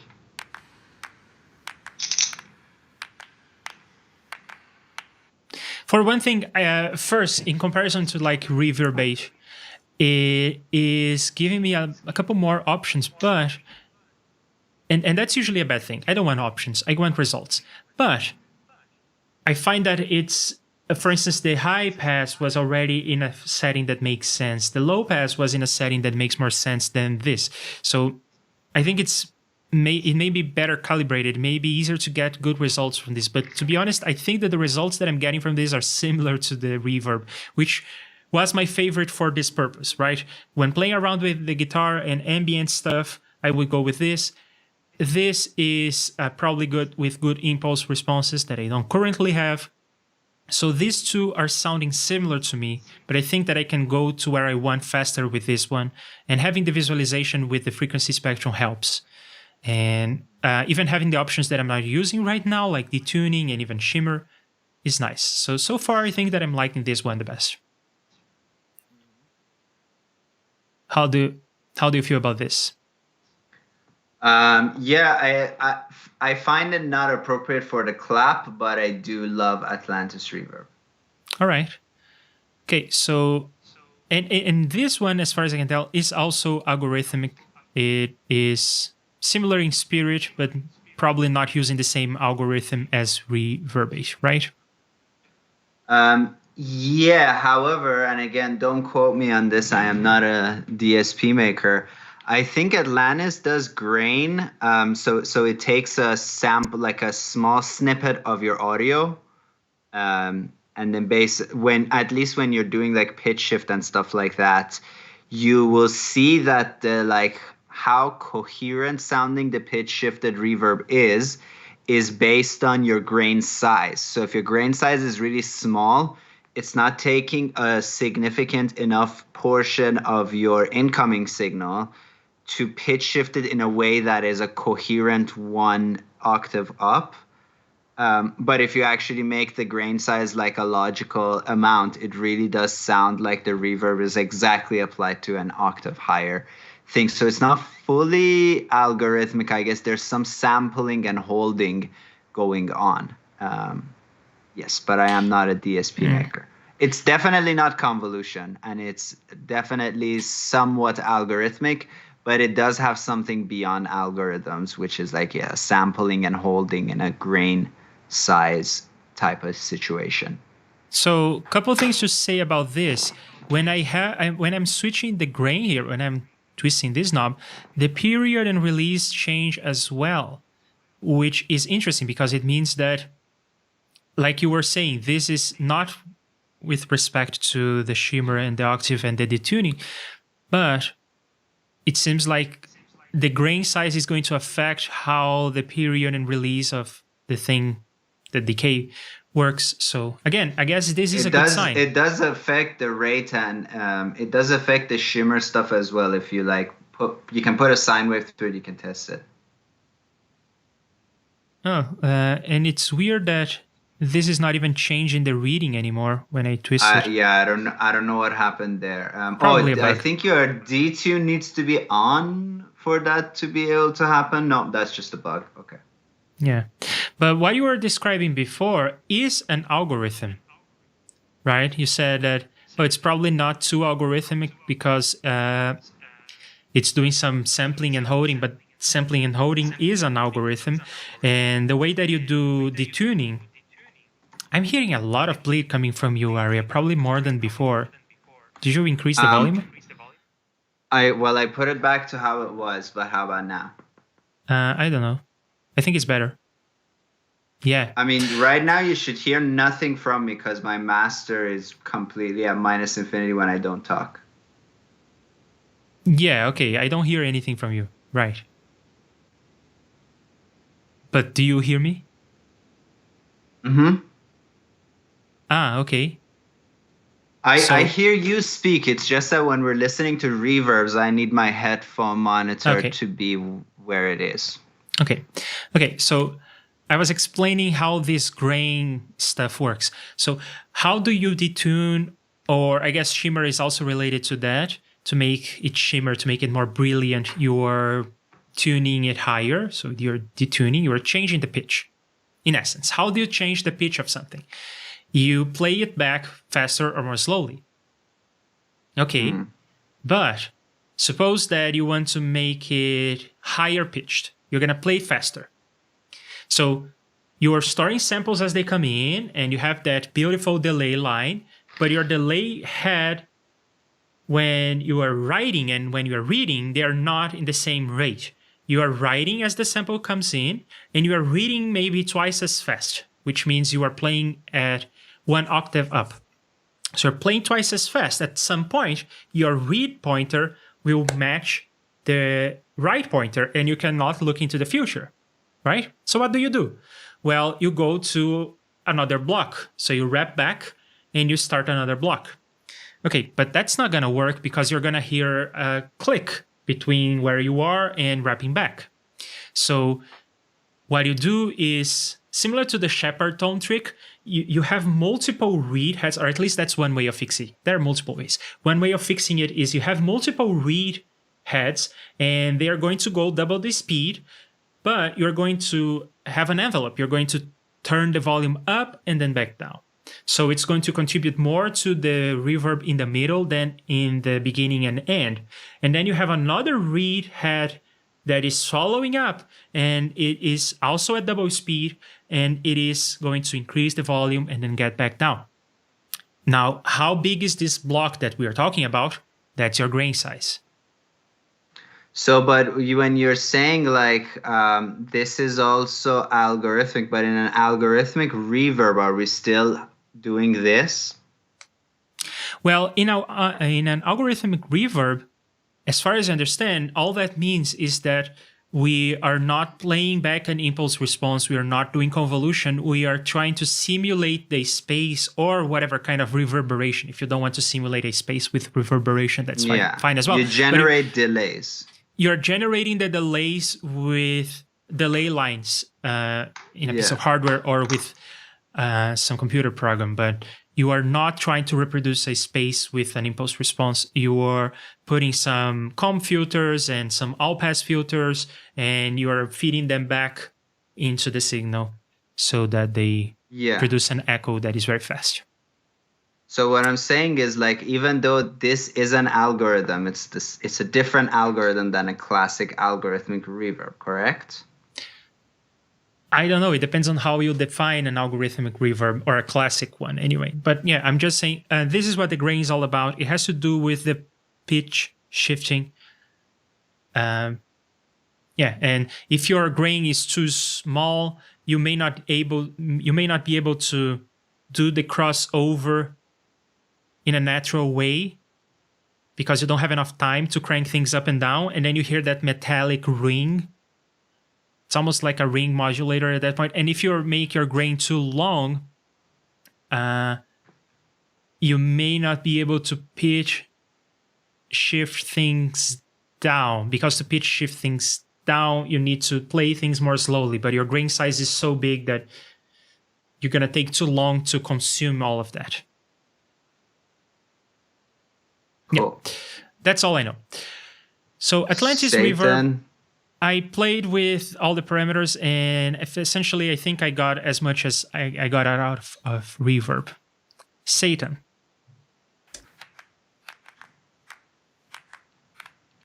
So this is low pass, high pass for the input, I suppose, and this is bleed. Probably bleed between the channels to make things more stereo. I don't know. And then bending, does that have to do with pitch? Okay, so now I gotta crank this again, and I'm just gonna move away. I'm sorry, I don't know what to do. I don't know what to do. Okay. You know what you could do is you could have a gate on your microphone or an I expander. have a gate. Ah, okay. I have a gate. My headphones are as loud as me speaking. Just I don't know what to do. Okay. Yeah, so this is for the reverb channel. This is for the reverb channel. So, okay, so this is all about the feedback line.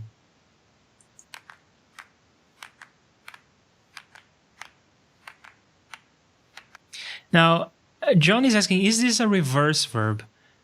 I don't know. As far as I can tell, no. But I do hear what I think you are hearing. And I think it's weird. So maybe the claps are not doing this reverb any justice. So how about we try it on something else? What do you want to try it on? Just put it on the whole mix. Why not? All Or right. put it on your vocals. On vocals, we can easily tell if it's reverse or not. So I'm going to solo this, but not solo that. And I'm going to remove the loop. Start, we'll talk about code or whatever we'll talk about today. It's about to start, so please hang tight. Doesn't sound reversed right now. Does it or does it not?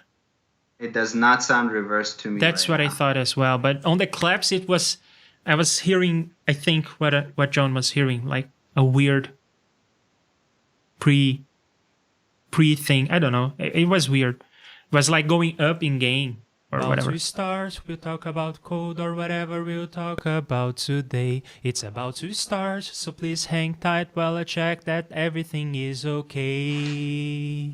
We'll talk about code or whatever we'll talk about today. It's about to start. Oh, enable lag compensation. That's cool. I'll tell you what you and John may have heard is that we kind of were you playing with general dynamics on your clap, and we kind of left it there. But I think we do have a weird setting on the dry of the claps where the kind of noise comes up as the audio goes down. So if you listen to the claps in completely dry, you will still hear a little bit of noise come up as the claps decay, I think. I mean, I don't know what you hear. So please hang tight while I check that everything is okay. Sound, check. Camera, check. Lights, check. How's my hair? Oh, wait, I don't have any hair. Maybe. I think I like this. It was relatively easy to get something that I appreciate. I mean, on the voice. On the claps, I don't think it worked at all. Mm-hmm. But I mean, pants on and I am good to go. So get ready, whatever. There is just a tiny bit of reverb there, and I like it. What do you think? Mm-hmm. Yeah, agreed. Yeah. So let's go back to our claps, trying to make them more spacious.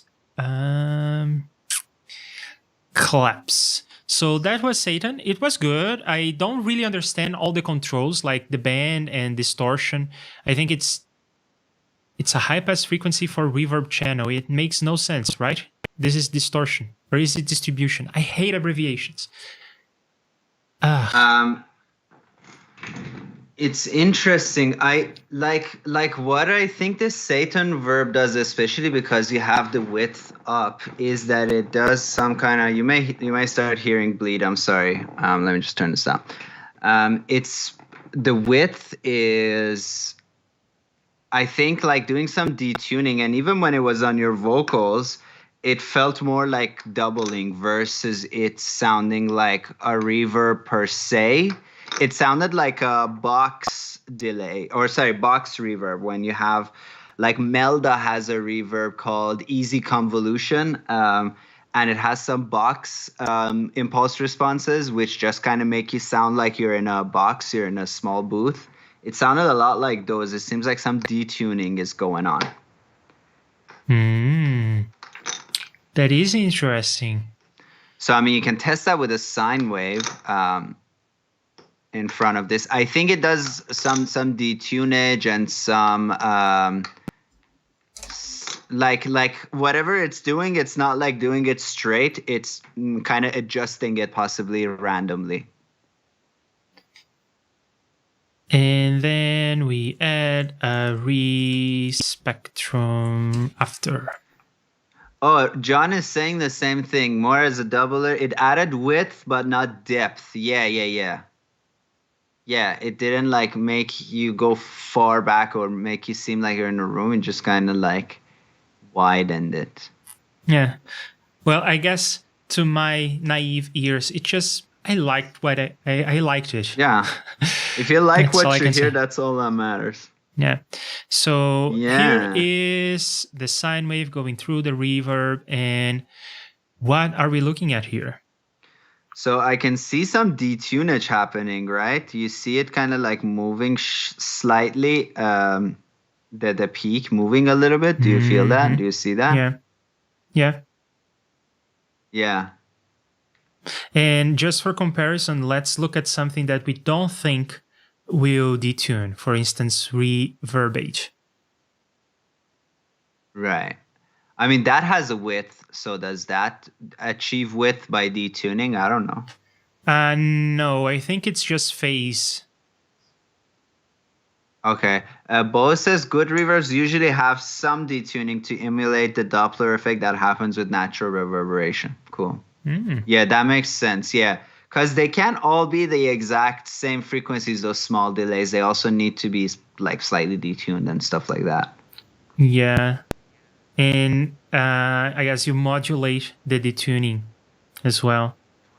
You don't just detune by 5 cents and you leave it at that. No, you kind of modulate. Because you get beating that way, right? Like if two things are like, like if you play one thing that's 400 hertz and one thing that's 402 hertz, you get a like drop in volume every half a second, something like that. I don't know if that was 2 hertz. No, that sounds faster. Okay, let's see if I'm missing anything from the chat. Bo is suggesting that you buy earbuds by cost. I just my whole purpose in life is to have everything plugged in and not unplug and replug things in. But all right, point taken about my headphones being too loud. I'll think of something. I just don't want to do it live. Yeah. I always knew that there is bleed because I can see it on my master, but I just thought, okay, nobody's addressing it. It must be fine. But there is no gate settings that works with my voice, but doesn't catch my headphones. So I'll figure this out. No, I was going to say something silly. No. I'm not going to say something silly. I'm going to say something smart. Check this out. Here's what you do, Arya. Okay. You put my voice coming out of OBS Ninja or Skype, whatever. You put that in Reaper, and then you enable the auto mixer so that when I'm speaking, you are gated. But it's not really a gate. It's an auto mixer. Cool. All right. Well, I'll do that, but can I not do that right now? Yeah. Okay. You can do this later. Oh, that is fun.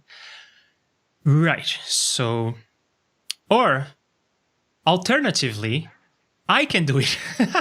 I can put an auto mixer so that when I am speaking, no, that will not work because when I am speaking, you will be gated, and that's okay. It's not really gating. It's just attenuation. You will be attenuated, but my echo comes with a bit of delay. And by then I will be silent and we'll be hearing the echo. So that's not going to work. All right. So let's go to the spring delay. Now, spring delay, I don't think is something that you would put on claps or drums or, right? You put that on a guitar, probs, right? Yeah, probs not, yeah. So let's just trust that this is good. It's by the same person who developed Atlantis. Let's just say that this is for a different purpose. For another day. Reflectosaurus.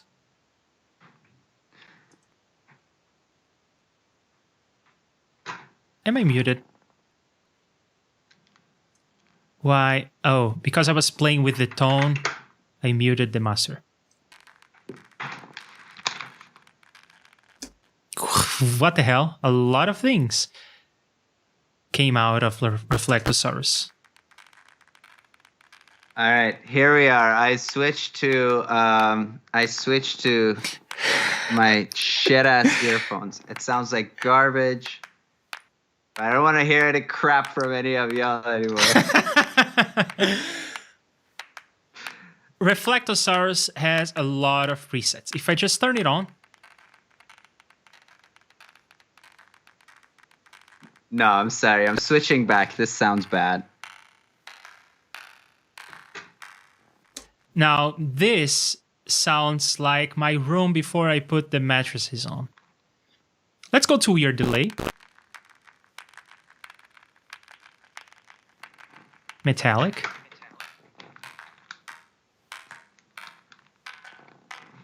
Oh, there's a section for percussion.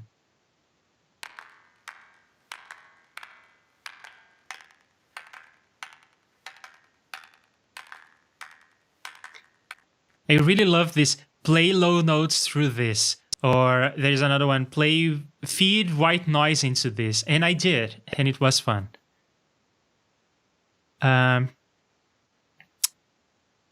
But still not quite there. Try foobar. Oops.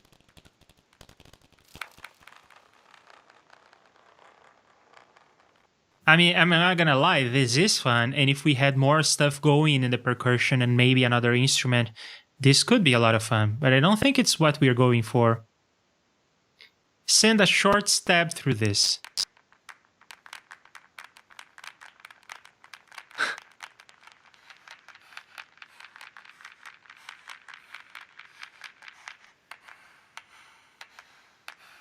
Oh, this is more natural.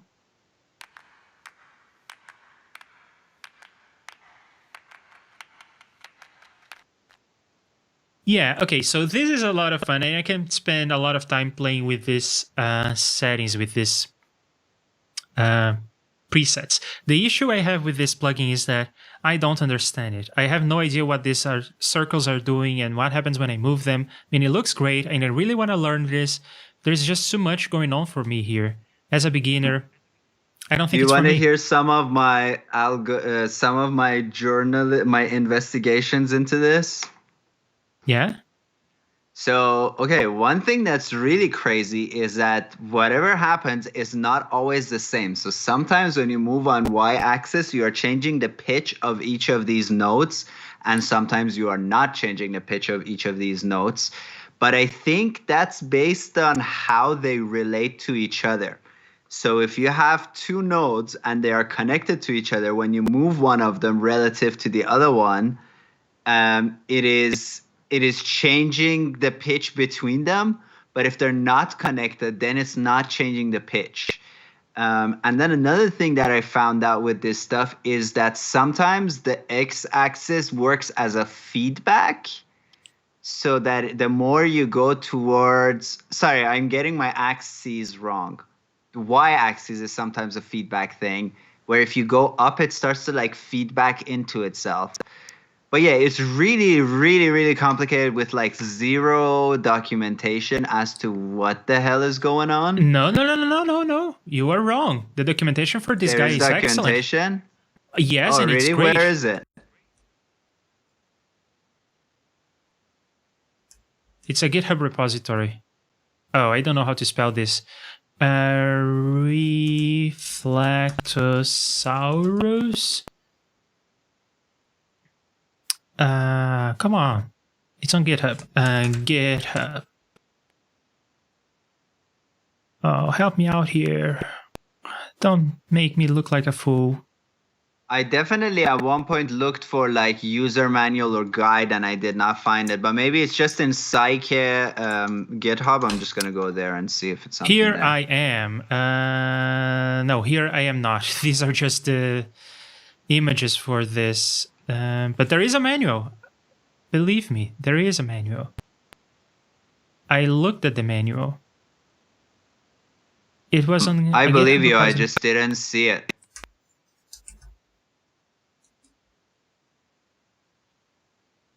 Demo, soundscape effects. Full manual here. Here we are. This is the manual. I downloaded. It's open. So yeah, this manual is actually really good. I want to give it a good read because it's not only explaining what the knobs do and what the moving things around will do and what the little shapes mean, but it's also explaining some of the DSP behind the things. So why does this knob do the thing that it does? That sort of thing. Yeah, and there is even a diagram here of how all the all passes are put on a network. Yeah, there's even a reverb, FFT situation going on. Yeah, lots of good stuff in this I manual. have stopped seeing what you're doing. It has like ground to a halt. Your image is completely stuck, but I believe that you are.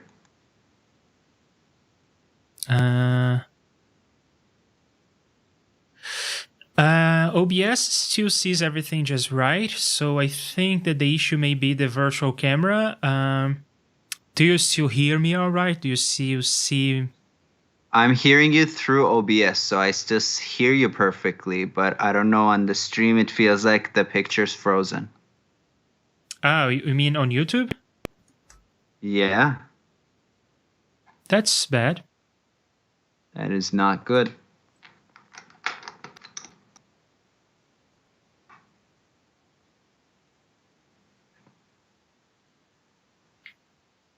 Maybe my internet isn't good, but in that case you wouldn't hear me, right? Correct. Well, the voice is good on the stream. Actually, the audio is good. The video is just seems to be really laggy, graggy.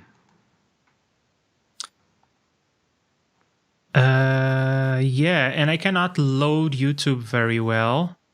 Now this is funny. On YouTube, it's complaining. I'm not receiving enough video, blah, blah, blah. On OBS, it is like, oh yeah, all is fine. So I don't know what that is about. I don't know if I should restart OBS or whatever. Yeah, and I do see that the video is stuck. Is it back?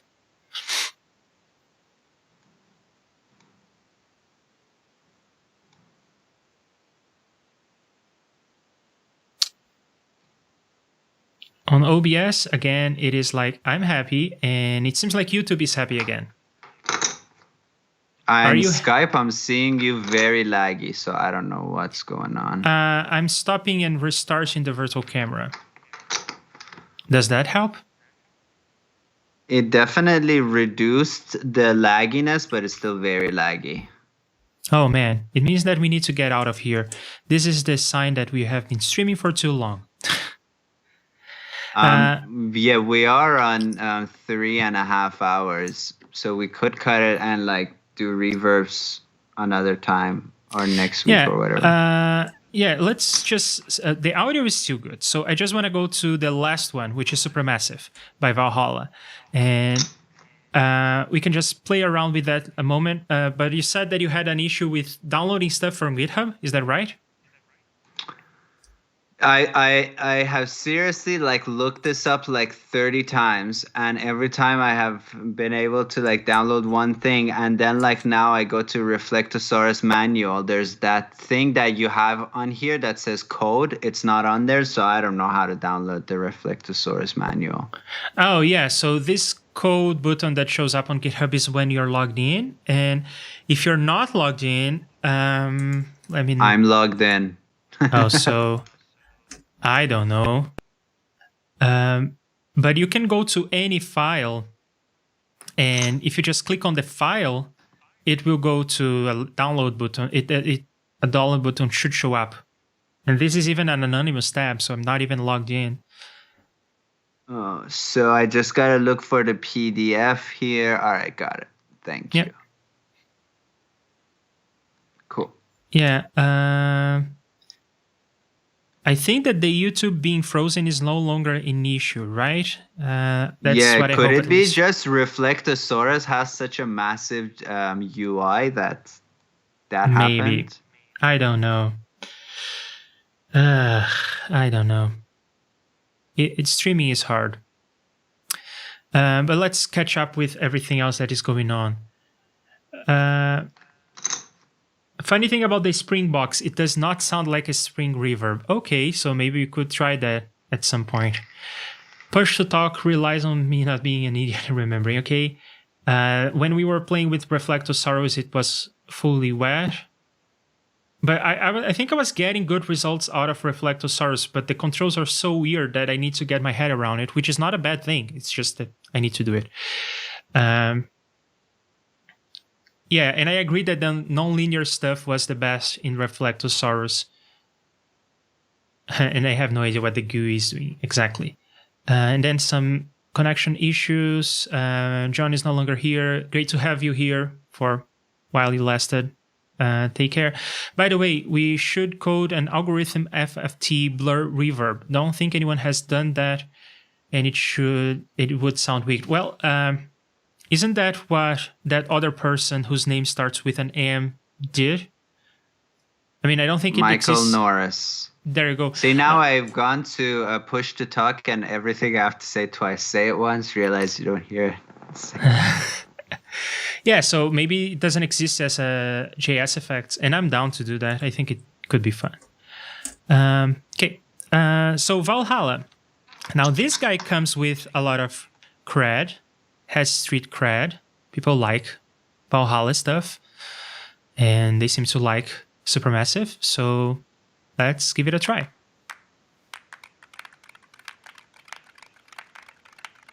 Okay, so maybe that is too much. Let's go to a preset.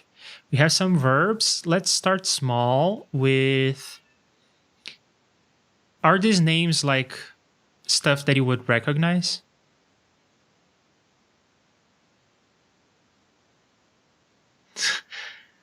Arya left the room. So that's what's up. Arya. Did you hear all of that? No, I didn't hear any of that. Yeah, I lost track of time again, and I do have a student actually, so I've got to get out of here. Okay. Feel free to keep going, though. No, I think that Valhalla may have some good results, but like this preset doesn't sound bad. It sounds very similar to Reverbate. So yeah, I think that concludes our tour of reverbs. Abyss for fun stuff. Valhalla, easy to control. I really like the sounds, so this may be my go-to for now. And we do have some other good ones, like Satan may be more like a chorus thing, but it does sound good. And Bo says, Norris has regular FFT blurring reverbs. Don't think there is any algorithms involved, but FFT is an algorithm. I'm not sure I understand what you mean when you say, you all, Arya as well, say algorithm reverb. I think algorithmic reverb is just a computer running a program. In any case, let's wrap this up. Thank you very much, Arya, for being here. Thank you all for being on the chat. And I see you again tomorrow here when I will be doing some more JSFX coding. And I see you, Arya, on Monday for more website stuff. Okay, see you later. Bye.